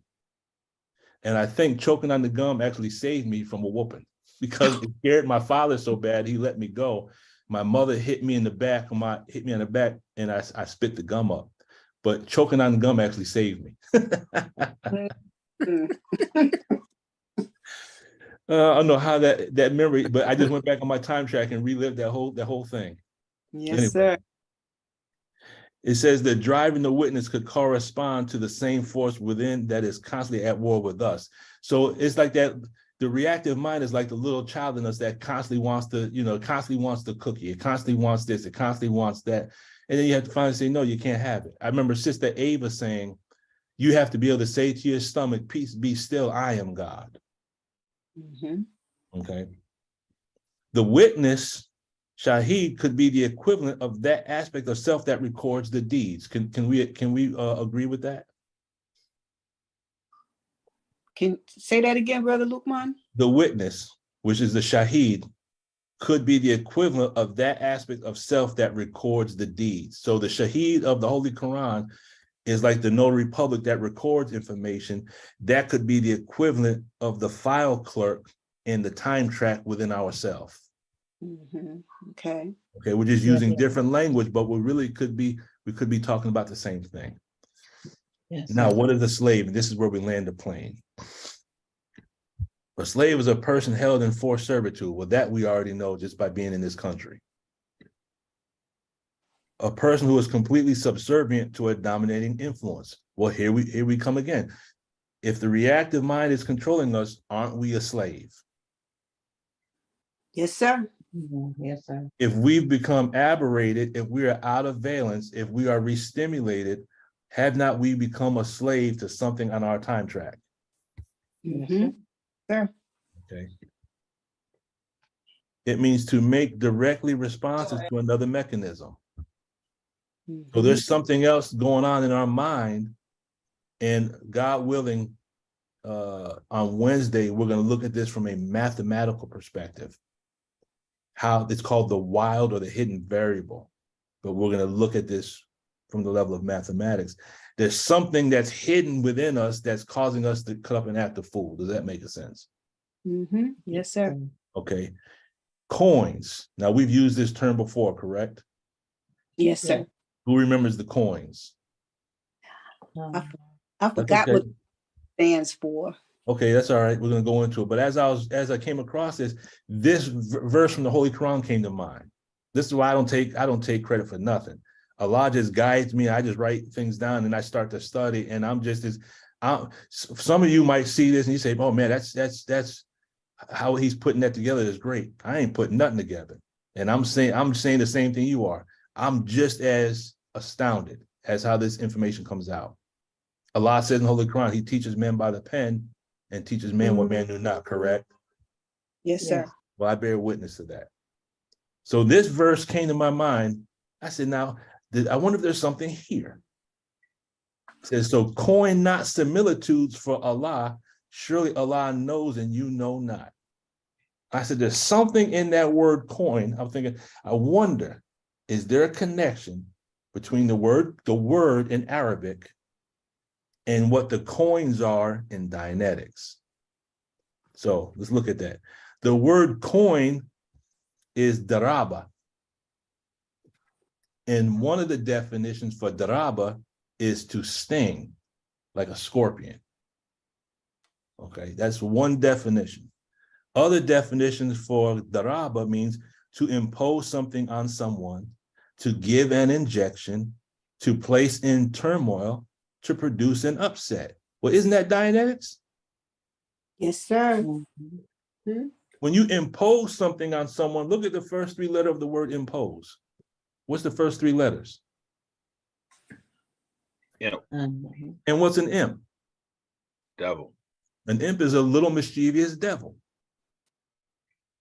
So daraba, the word coin, the Arabic is daraba, and the word daraba has all these meanings, and all of these have a connection to our supreme wisdom. And I'm going to show you how there's a connection to the Bible. But the supreme wisdom, if you look at injection, that would be the needle in the brain, correct? So needle in the brain, this scorpion sting, yes, is connected to the coins. And in the text, they're always talking about an upset, correct? Do we see these connections so far? I don't see it clearly. Not yet, but I'm about to show some other data. I'm gonna give you some more data that hopefully everyone will understand. There's more data to give you to paint a bigger picture. The scorpion, the word daraba, to impose something on someone, to give an injection, to place in turmoil. So those words imply aberration and restimulation, correct? Yes, sir. Okay. So is there a relation between the reactive mind, scorpions, and these coins? Now, hopefully this picture will paint a way that'll connect the tech, the Islam, and the Bible all together. Now watch this. If you look in Revelations, again, as I'm doing this, these things keep hitting my mind. I write it down and I try to see if I can find a connection. But in the book of Revelations, remember, the scorpion, by definition, is something that incites to action, which means to drive, like the sting of an insect. Okay. Revelations chapter 9, it says this, and there came out of the smoke locust upon the earth, and unto them was given power as the scorpions of the earth have power. And it was commanded them that they should not hurt the grass of the earth, neither any green thing, neither any tree, but only those men which have not the seal of God in their forehead. Now, this is just me. As I was reading this, I was looking at that first ayah talking about the scorpions representing trials that were going to come. And the second verse that I just read, I looked at that as that they should not hurt the grass of the earth, neither any green thing. I looked at that as the individuals that followed the instructions of the Honorable Minister Louis Farrakhan with regards to the tech. And that they were the ones that had a certain seal in their foreheads. Does that make sense? Yes, sir. They're following the instructions of the tech in order to get through the grief and the emotional turmoil that is present, but is going to increase in the future, correct? Okay, that's just my interpretation. Then it says, and to them it was given that they should not kill them, but that they should be tormented 5 months, and their torment was as the torment of a scorpion when he striketh a man. Now, interesting thing is this. When you study a scorpion's sting, the same characteristics, the same signs and symptoms of a scorpion sting are almost 100% identical to the signs and symptoms of COVID. That was just a thought that I remember seeing that when this whole COVID thing hit. But from a Dianetic standpoint, individuals are going to go through a period of being tormented or having to experience grief, correct? Okay. And in those days shall men seek death and shall not find it, and shall desire to die, and death shall flee from them. That's the exact quote that the Honorable Minister Louis Farrakhan gave us in that clip we watched a couple of weeks ago from The Divine Destruction of America, correct? Yes, Do we sir. remember that? Yes, sir. Okay.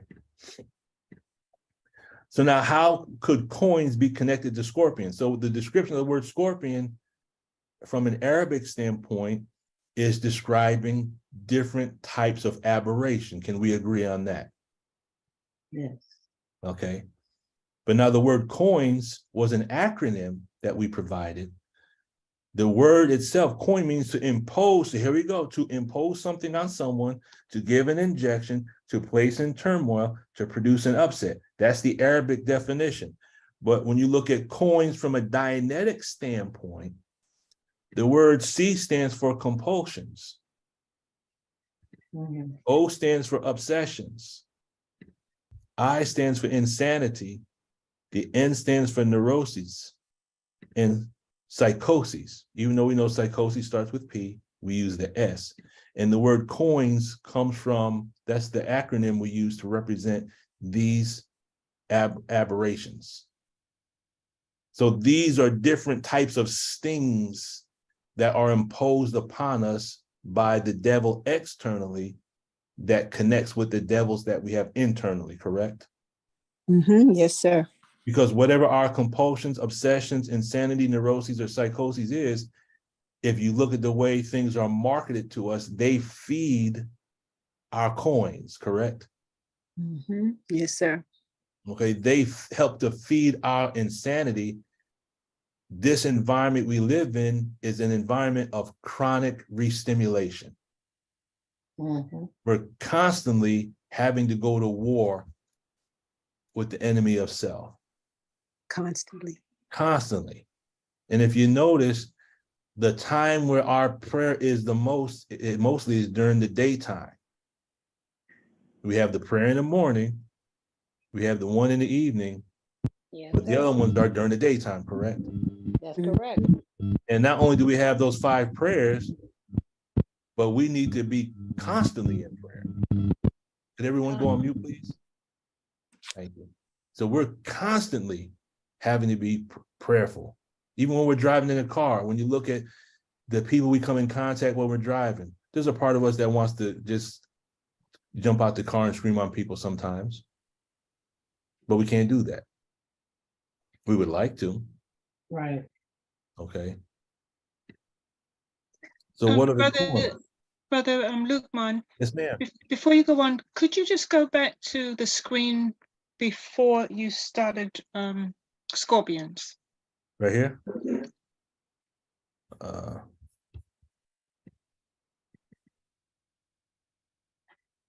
Here? Right before that.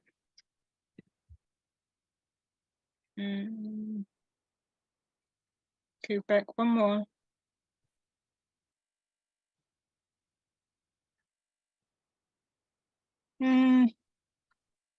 What were you looking for particularly? Okay, what was before coins?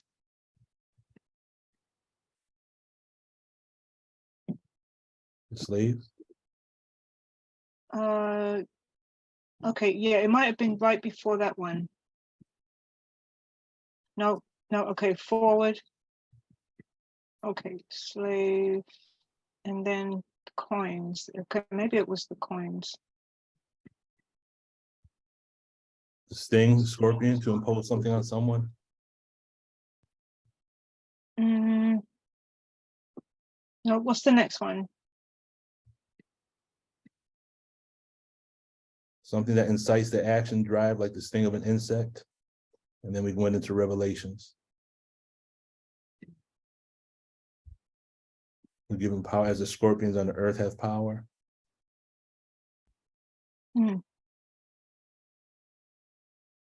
Okay. All right, that might have been it. Okay. What did you see there, Sister Anya?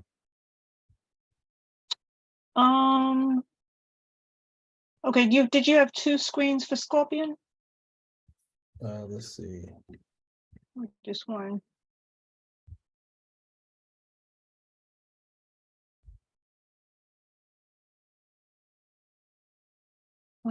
That might have been, I think that was it right there.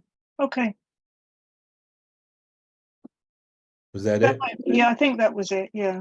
Did you have something you wanted to share, or you just writing something down? Right, yeah, I think that was it. Because that was the quote from Revelations, right? Mm-hmm. Okay, yes, sir. Thank you. Sister Tina. Yes, sir. I just wanted to go back to that in the car, and somebody may make you want to scream at them, but you don't do it. But you may want to do it.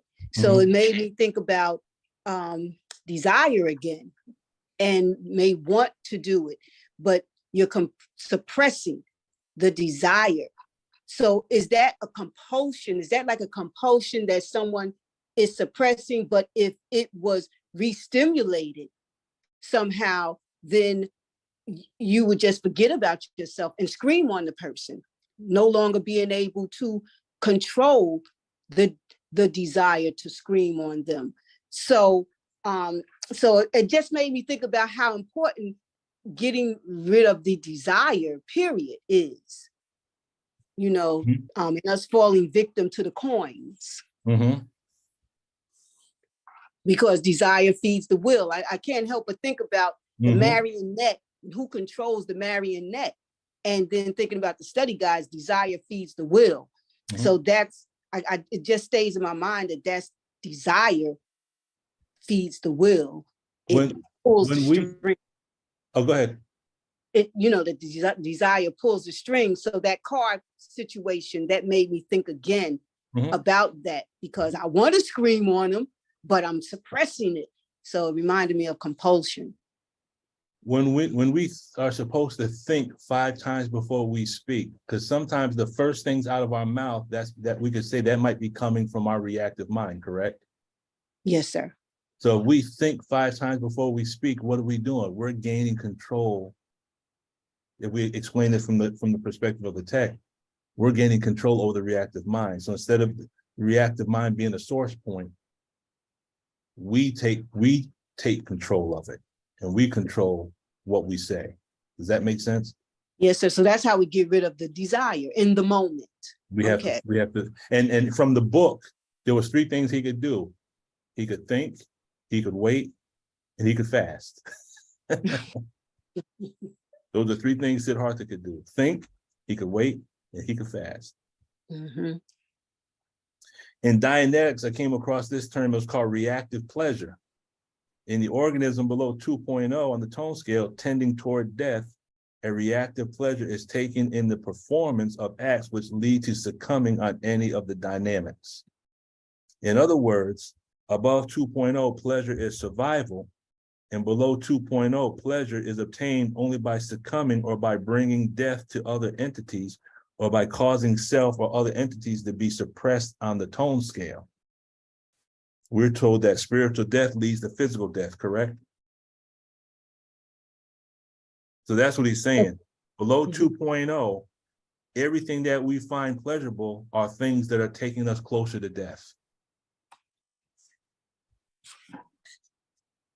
Does that make sense? Oh, yes, sir. Okay. Go ahead, Brother Wadu.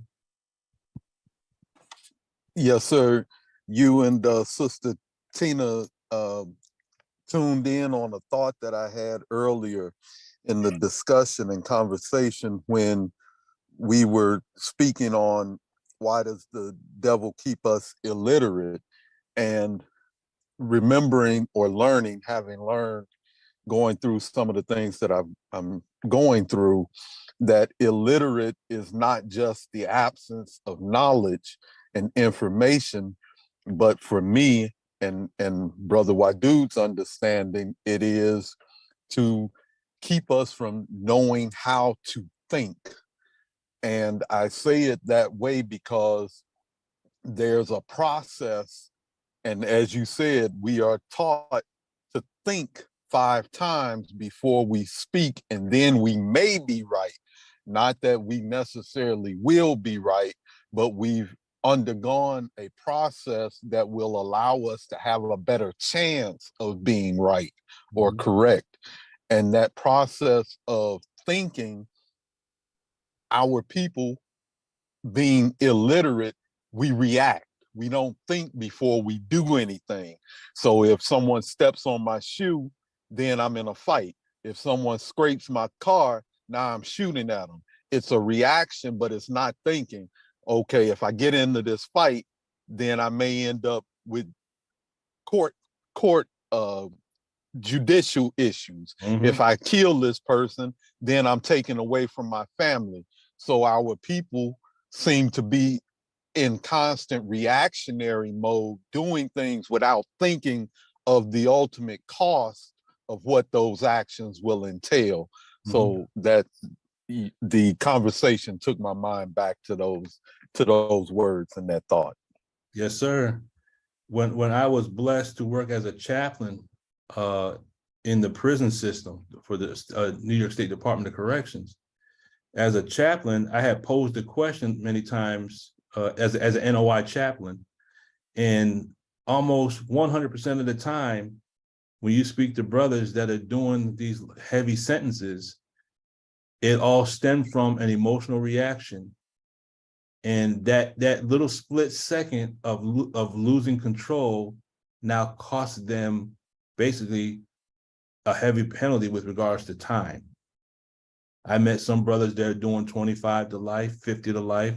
I met one individual who was doing 75 to life, all based on an instant in time when they lost control of their emotions. So yeah, you're right, brother. That could cost us severely.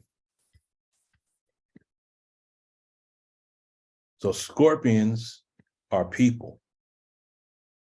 It says in the Bible, and the shapes of the locusts were like unto horses prepared unto battle, and on their heads were as it were crowns like gold, and their faces were as the faces of men. Now, the way I interpret that is these scorpions are individuals. They're either individuals on the outside that try to enforce or suppress us, but these faces of individuals could also be people on our time track from our past. Does that make sense?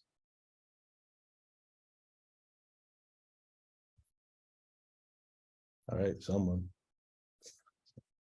Does that make sense? Yes, sir. Okay. When you say from our past, what specifically you talking about? Okay. So the key to the use of Dianetics is this.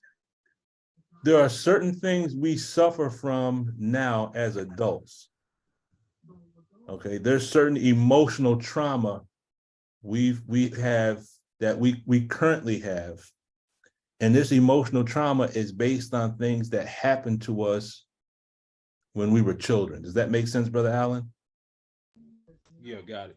Okay, so there are certain things that we say to ourselves in the present that actually hinder us from making progress. We come up with great ideas and goals, dreams, and aspirations. And then sometimes we put our own foot in our own way and we hinder ourselves from accomplishing those goals. Have you ever experienced that, Brother Allen? Yes, sir. Okay, 9 times out of 10, that phrase in your head that's keeping you from doing what you need to do does not originate from you. It originates from something that someone said to you when you were a child. And what happens is with the use of the Dianetics, this is what the minister gave us to use as a tool. We're able to go back and locate those moments of time. And once you find out who it was, then you realize that it was never you. And then what happens is you become a better version of you. Does that make sense? Absolutely. Okay. So all of us have been stung by someone in our past. And some of us are still we're still dealing with the effects of that poison. Does that make sense? Yep. Okay. So the conclusion I came to, and I've been thinking about doing this for the longest time, but this would be a great undertaking.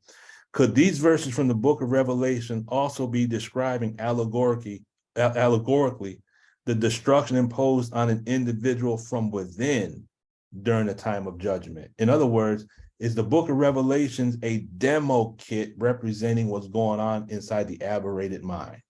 See, these demons that are coming up from the pit, could that represent individuals on our time track? These are just the thoughts that go through my head. Okay. Blindness. Hysterical blindness and deafness are extended sight or hearing are useful in diagnosis. The first, hysterical blindness, means the patient is afraid to see. Hysterical deafness means that he is afraid to hear. And extreme unawareness. So this is another word for blindness. Failure to examine the scene reasonableness, which causes blindness as to the obvious errors of penetration and defensive reasons not to admit it, all impede a proper analysis. Now, let me explain what all this right here means. The first paragraph is saying that blindness is a person's inability because they're afraid to look at their past. 9 times out of 10, individuals that don't want the Dianetics, they don't want to go back to what happened. They don't want to experience that. And when you try to tell someone about themselves, I don't want to hear that. That's in the past. Why you keep bringing up the past? So you have individuals that don't want to see what happened and they don't want to hear what happened. Does that make sense? Yep. Yes, sir. Okay. Yes, Now sir. the second paragraph, I'm going to explain this as a cycle of action, break it into pieces so we can understand what they're saying, because written as it is, this is the language of L. Ron Hubbard, and this is what causes us sometimes to blow, meaning we stop studying. It's just his way of writing. You gotta get past his methodology. Somebody got their hand. Say what? Oh no, Somebody Sister Tina has her hand up from the last time. Okay. So a cycle of blindness. So when you look at what we just said, a cycle of action is start, growth, conservation, decay, and then death. We understand that cycle, correct? Do we understand that cycle? Because we use the cycle of action all the time, correct? Yes, sir. Okay. So how does a cycle of blindness start? It starts because of failure to examine the scene reasonableness. So we first, it begins by failing to examine things based on reason. Does that make sense? Yes, Yeah. sir. Yes, sir. Brother Luke, I'm trying to make the connection in my mind. It makes sense to me Okay. on the question that I asked at the beginning. I've been working on Dianetics since it came out in 2010. Mm-hmm. And as you said, the language made me put it down. Mm-hmm. But I have looked at these lessons.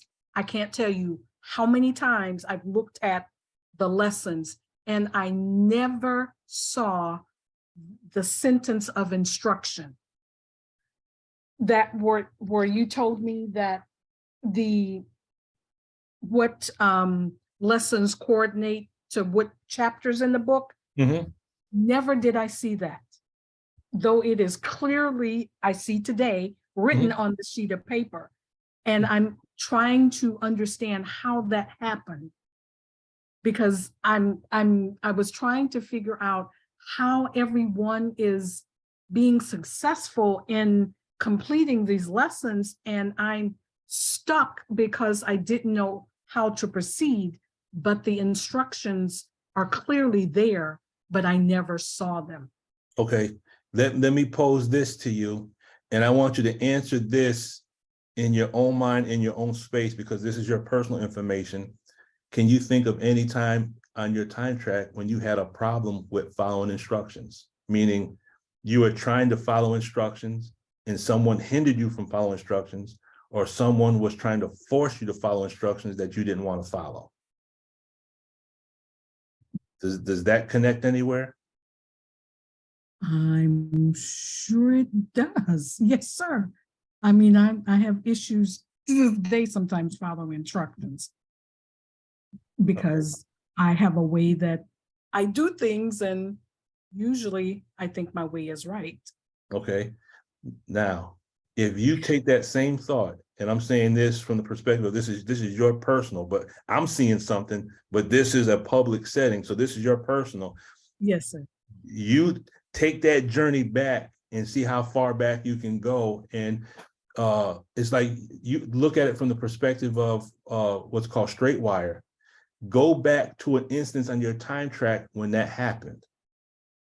Make a mental note, write it down, do whatever you want to do. Now, if you can find something, now, if I was to ask you something, because I don't think this is too personal, if you can think of a time when that happened, how far back, what year could you go to? Or what age could you go to when a situation like that pops up in your mind of that happening? High school. Okay, write down high school.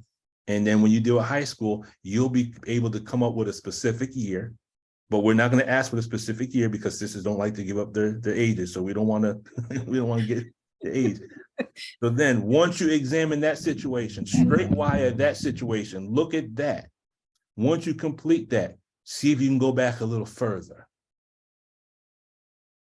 And then if you can go back a little further, then try to go back a little bit further. And what you might find is you might find on your time track a situation or an event where someone either enforced instruction on you that you didn't want to follow, or they tried to keep you from following instructions that you had a desire to follow. In other words, you had enforced ARC or you had inhibited ARC. You've already found one location in high school. That might still be with you. Does that make sense? Yes, sir. Yes, sir. And one of the key books you want to look at is self-analysis, because that allows us to straight wire ourselves when we don't have the ability to get the auditing. Straight wire is another tool we can use to get back some of that theta. Just the fact that you went back to high school, you gain back some attention units, because now isn't your mind filling up with a whole lot of data from that year? Yes, sir. Okay. Do you see a classroom?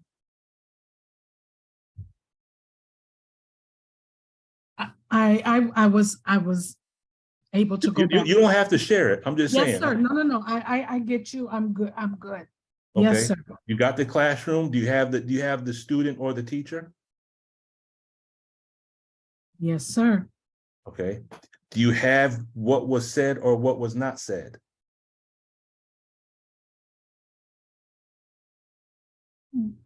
Yes, sir. Yes, sir. Okay. So here's what you could do. On your time, go over that situation. You can either write it down, you choose, or just go it over in your mind. And then when you finish it, go back to the beginning, go over it again, and pick up whatever additional data you can contact. More data is going to come out about that particular situation. You keep doing that until you can't pick up any more data, but 9 times out of 10, what's going to happen is another situation further back on your time track is going to manifest. Does that make sense? Yes, sir. And then you'll be able to get to the root of why does Sister Charlotte not like instruction now that she's a grown woman? Because she was taught not to like instruction when she was a baby. That's English lesson number C1. Do you see the principle? Yes, sir. Did your tone level go up a little bit? It will. Okay. It will. Yes, sir. All right. So let's land this plane, because, oh my goodness. Oh, please forgive me, believers. I just enjoy being amongst the believers so much, but I lose track of time. I'm sorry. Let me just finish this cycle. We're done. So failures to examine using reason. In the Holy Quran, Surah 53, verse 28 says that they follow conjecture, correct? Conjecture means you follow based on half-truths. Okay. And what happens? If we fail to follow reason, it causes a certain level of blindness, correct? So the blind man that Jesus went to, he didn't have any reason, right? That's why he saw men as trees. Okay, he wasn't using reason. Then it says to the obvious errors of penetration and defensive reason. So when a person fails to use reason, they begin to go blind. And what happens? You're not able to penetrate a certain concept, and then you become defensive. Have we ever experienced that from ourselves or other people? You become defensive when you don't know? Yes, sir. Okay. Then what happens? You get to a point where you don't admit it. So we become defensive and we fail to admit that we are incorrect. We fail to admit that we don't know. That's where the steps of atonement come in.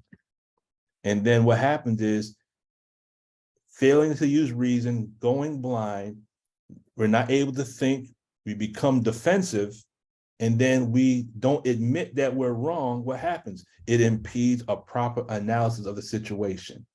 Does all that make sense?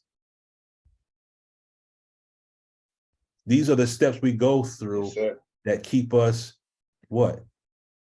This is the cycle of blindness that leads to what? Illiteracy and ignorance, which is the last part of question number 7.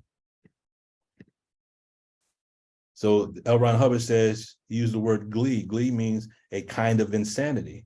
Glee is a special kind of embarrassed giggling. You'll know it when you see it. When you see glee on some fellow on a pass, realize it's because he doesn't understand what he's doing. He's ignorant about something, and above that is confusion, and above the confusion is glee. So ignorance is a certain level based on Dianetics. It's a level of insanity.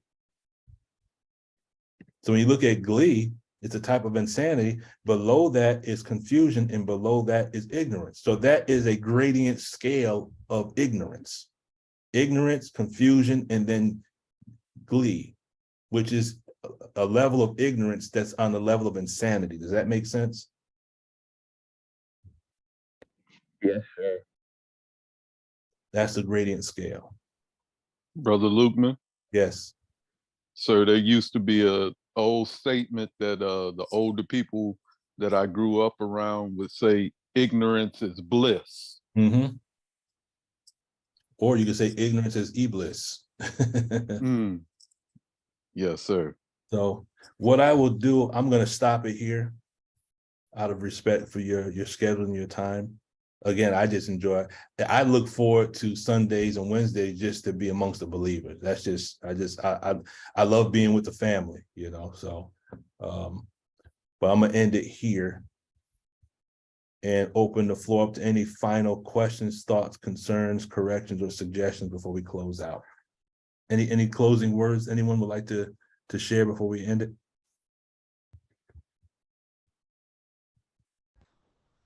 So your questioning is based on Dianetics?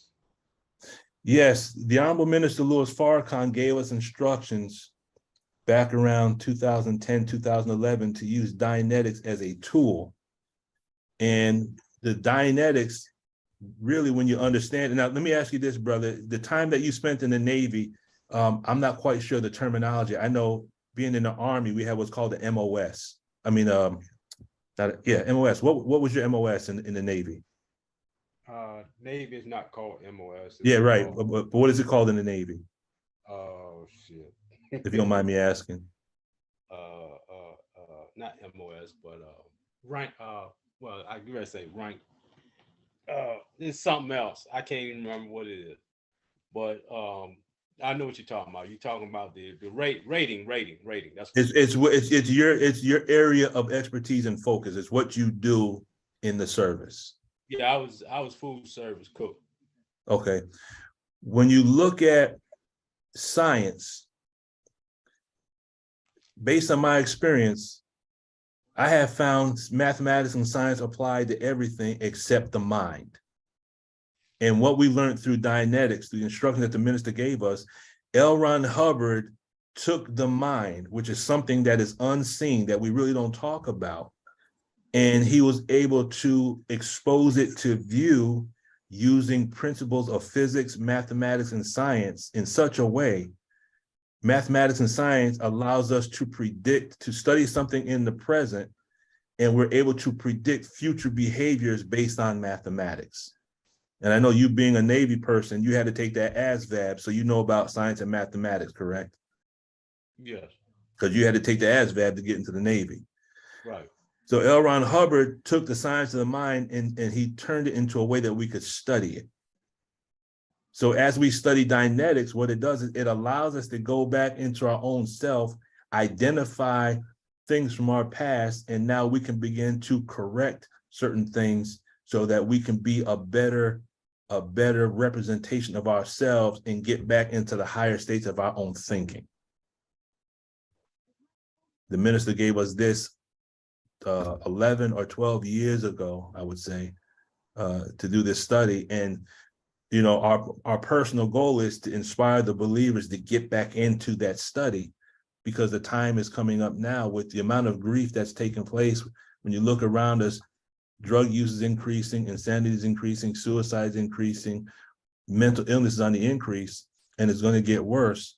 There's going to be individuals that are going to be needed to be used to reincorporate some sense of balance with regards to ourselves, our family, and the groups that we are a part of. So that's what we do. We're not calling people to become Muslim. If you want to do that, that's fine. But the minister always says, start where you are and just be the better. If you're a Christian, just be a better Christian. If you're a Buddhist, be a better Buddhist. If you're a Muslim, be a better Muslim. But study this tech because it'll allow us to help our friends and our family. You might be able to go share something with you said with your cousin that's in Delaware? Yeah. You might be able to share something with him to inspire him to get back into the study. And then your mind will begin to travel to higher realms of possibilities, and you'll become a better version of you, Brother Allen.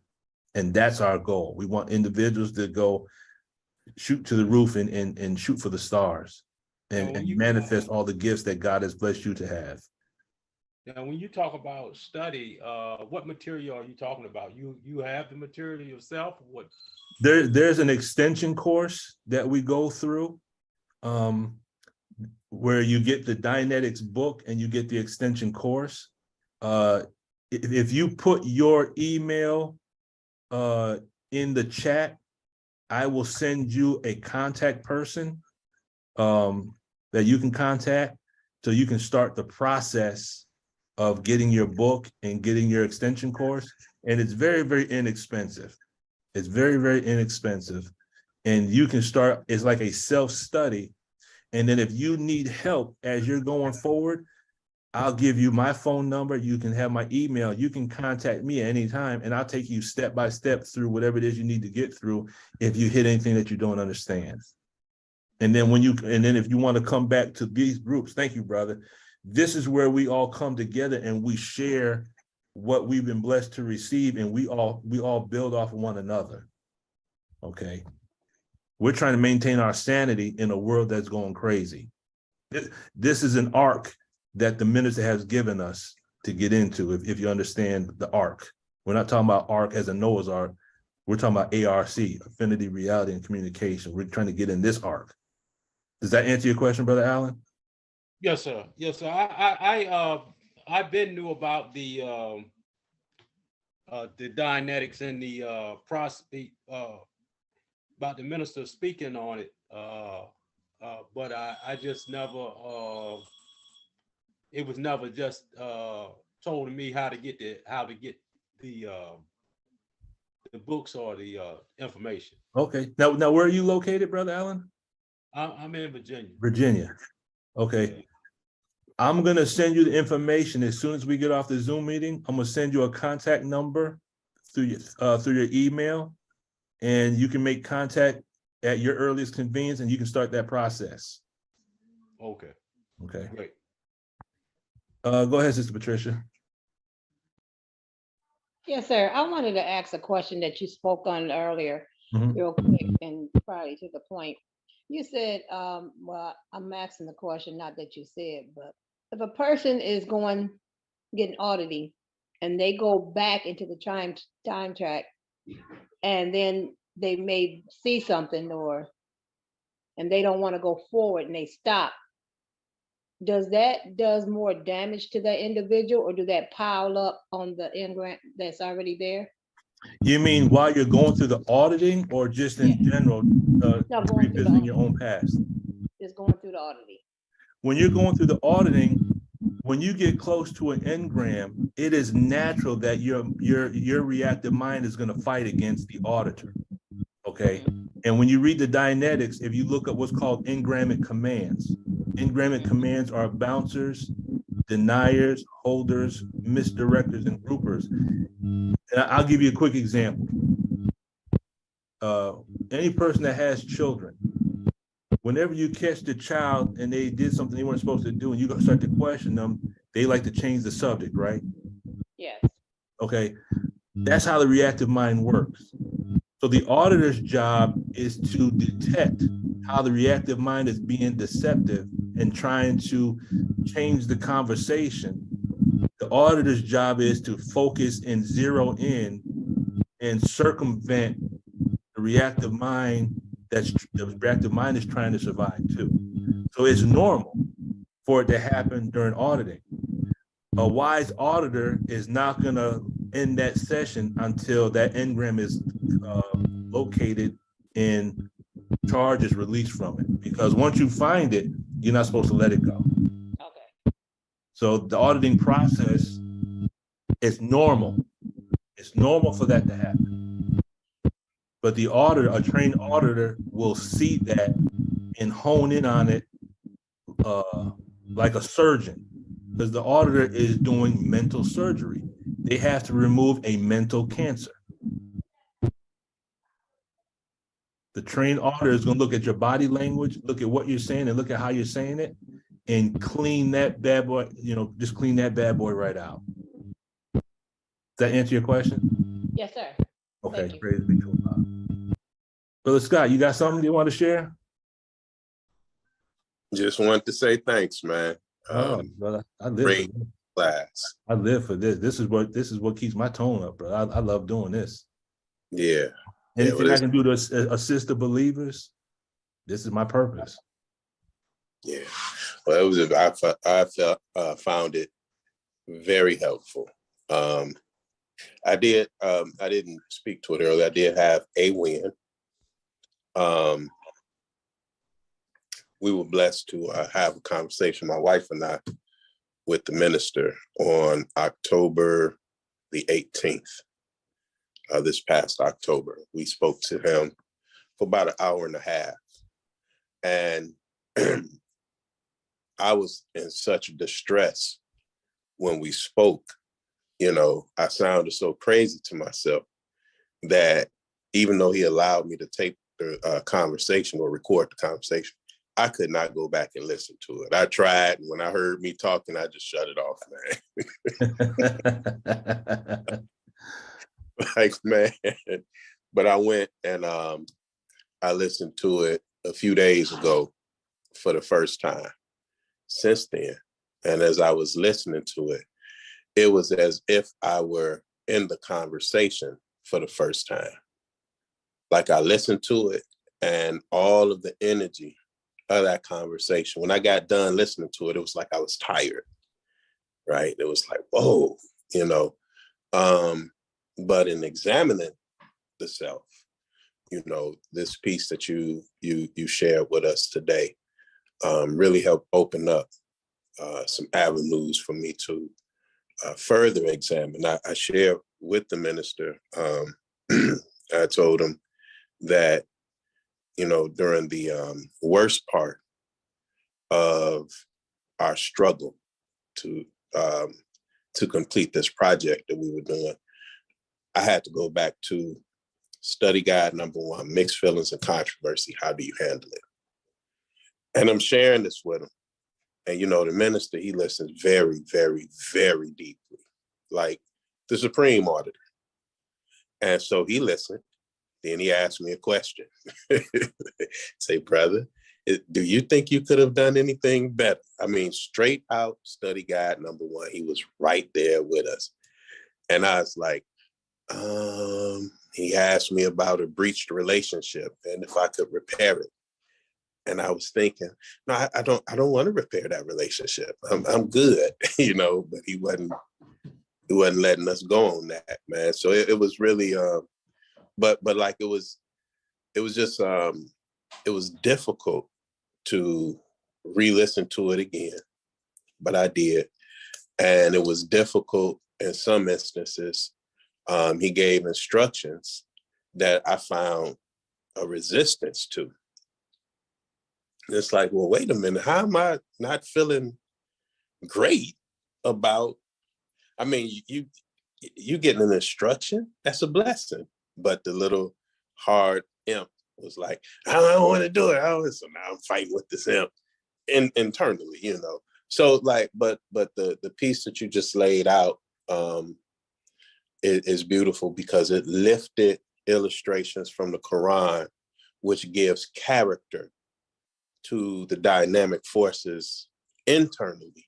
Now I have a driver and a witness, right? That I can kind of like place these things, and it makes the experience more palatable, you know. And I also had a conversation with a sister that I work with who's an auditor, and she was asking me about the project because we hadn't talked in so long. And as I shared with her what happened, it was the first time I was able to share with another person, you know, that past year of work and not get caught up. So when I was talking with the minister, I couldn't share the work because I kept getting caught on instances of intense trauma when trying to execute, you know, these maneuvers.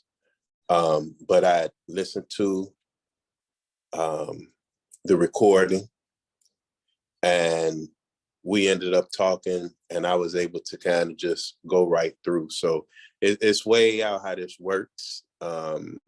It's way out, you know, like it's so important to be protective of your tone and your space, you know. So Sister Tina also helped me.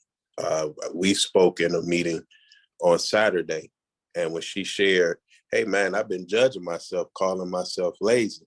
I said, yeah, I had that conversation with myself too. I call myself lazy all the time, you know. But then I have an unhealthy drive because I'm always saying I'm lazy, and then I'm not resting. Mm-hmm. You know. Yes, sir. And conversation before that. Now I'm calling myself lazy. I'm still doing that, right, man? You being lazy. But when we had spoke to the minister, his testimony gave us a testimony. He said, man, every time I see you, you working. I've never seen you one day when you wasn't working. That was his testimony. So then who is this guy? Who is this other fella saying, you lazy? When the Messiah is saying, every time I've never met you one day, brother, and you weren't working. And it's like, well, why did he say that to me? You know, so he's always trying to help, you know, and just the way that you shared this class was just, was like a cool shower on a hot day. So I just want to say, I really appreciate you, brother. And you are singular. You're singular. You got something for real. So we thank Allah for you. Praise due to Allah, brother. Indeed.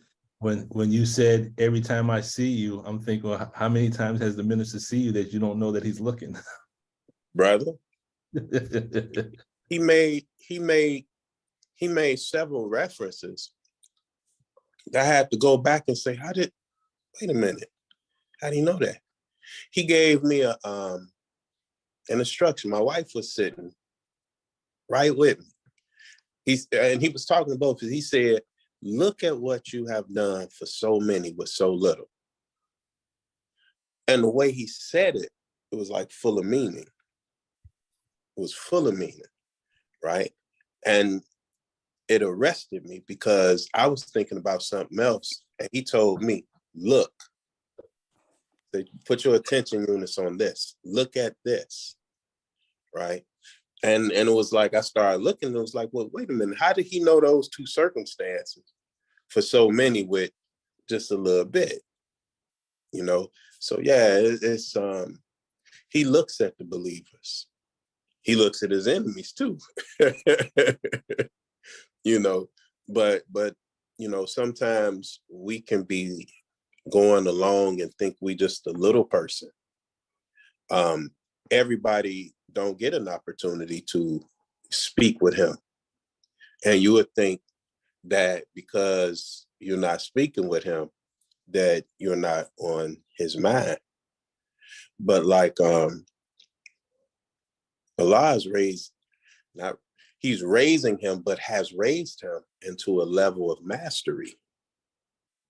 So when he's in the Swan Song and he's saying that Allah has made me master of the condition and master of the circumstance.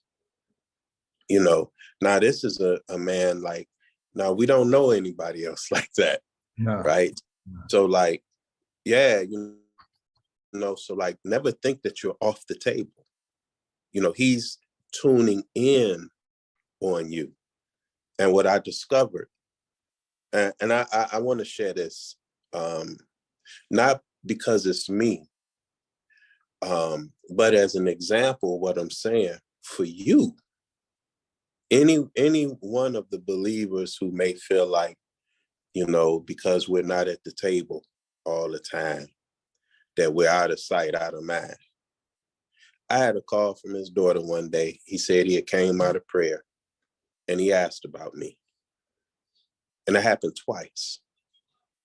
And he asked, hey, anybody seen brother or heard or woo-woo? It's like, whoa. And she said, yeah, don't ever think that just because you ain't, that you off the table, brother. You know, that's for the common believer, you know, just for the common believer. You would be sitting there thinking, you know, this, maybe this, that, or the other. I know it happens to me like that sometimes. And this man is praying for you because he's tuned in on you and he feels what you're going through.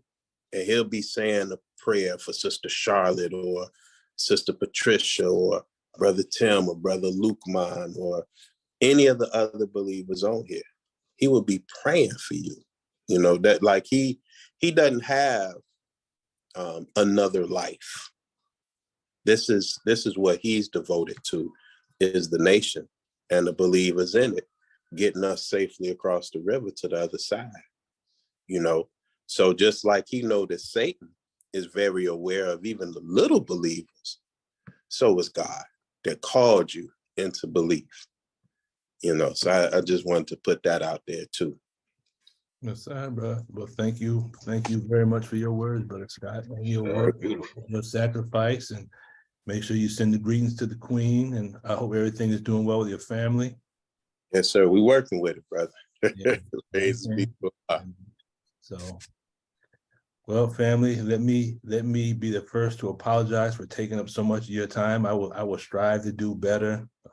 It's almost 9 o'clock. So please excuse me for going way over time. God willing, we will meet Wednesday morning at 10 a.m. We're going to use the mathematics side of our teachings to go into the reactive mind. That'll be 10 a.m. As soon as this downloads, I will post it on the YouTube channel so that you can go back at your earliest convenience and re-study. I ask the believers that when you watch the videos, please leave comments so that I can improve. I'm trying to evolve something on a larger scale. So leave your comments as you're going through the tech. By all means, if you have any misunderstood or you need some help, send me an email. I'd be more than happy to take time out to respond back as far as any questions you might have on the tech. And with that being said and done, I will go ahead and we will close it out. Would anyone like to do the honors, closing us out in prayer? I didn't get your YouTube. Oh, it's called Supreme Wisdom Meets Supreme Technology. I will also send you the link in the email I'm going to send to you once I get off camera. But if you go to Supreme Wisdom Meets Supreme Technology, we have about maybe 5 or 6 videos up. I currently have over 100 videos, 100 Zoom meetings. So I'm trying to organize something to make all this information available to whomever wants to study it, so that we're prepared for the dark hour that is in front of us. I mean, we're probably in it now, but if you're following the minister's instructions, you don't feel the sting as much as those that don't have it. But I'll make sure you get all the information you need, Brother Allen. Yes, sir. All right. And we will go ahead and close it out. Brother Ahmad, can you do us the honors? Yes, sir. Thank you, sir. Sir. Attention, prayer. In the name of Allah, the Beneficent, the Merciful, all praise is due to Allah, the Beneficent, most merciful Master of this day of judgment and requital in which we all live. Thee alone do we serve, thee alone do we beseech for aid. Guide us on the straight path, the path of those upon whom thou hast bestowed favors, not the path of those upon whom wrath is brought down, nor of those who go astray after they have heard thy teaching, and say he, Allah, is one. Allah is he of whom nothing or no one is independent, but upon whom we all depend. He neither begets nor is he begotten, and there are none like unto Allah. I bear witness that Allah came in the person of Master Farad Muhammad, and I bear witness that the most honorable Elijah Muhammad is the exalted Christ, and that the Honorable Minister Louis Farrakhan is the Messiah, mercy and grace in the form of a wonderful counselor. In these names we pray. Ameen. Ameen. Ameen. Assalamu alaikum, family. Love you. Look forward to seeing us again. Walaikum salam. Thank you, Wa sir. alaikum salam. Too, brother. Thank you. Stay on your studies. Stay on your studies. Yes, sir.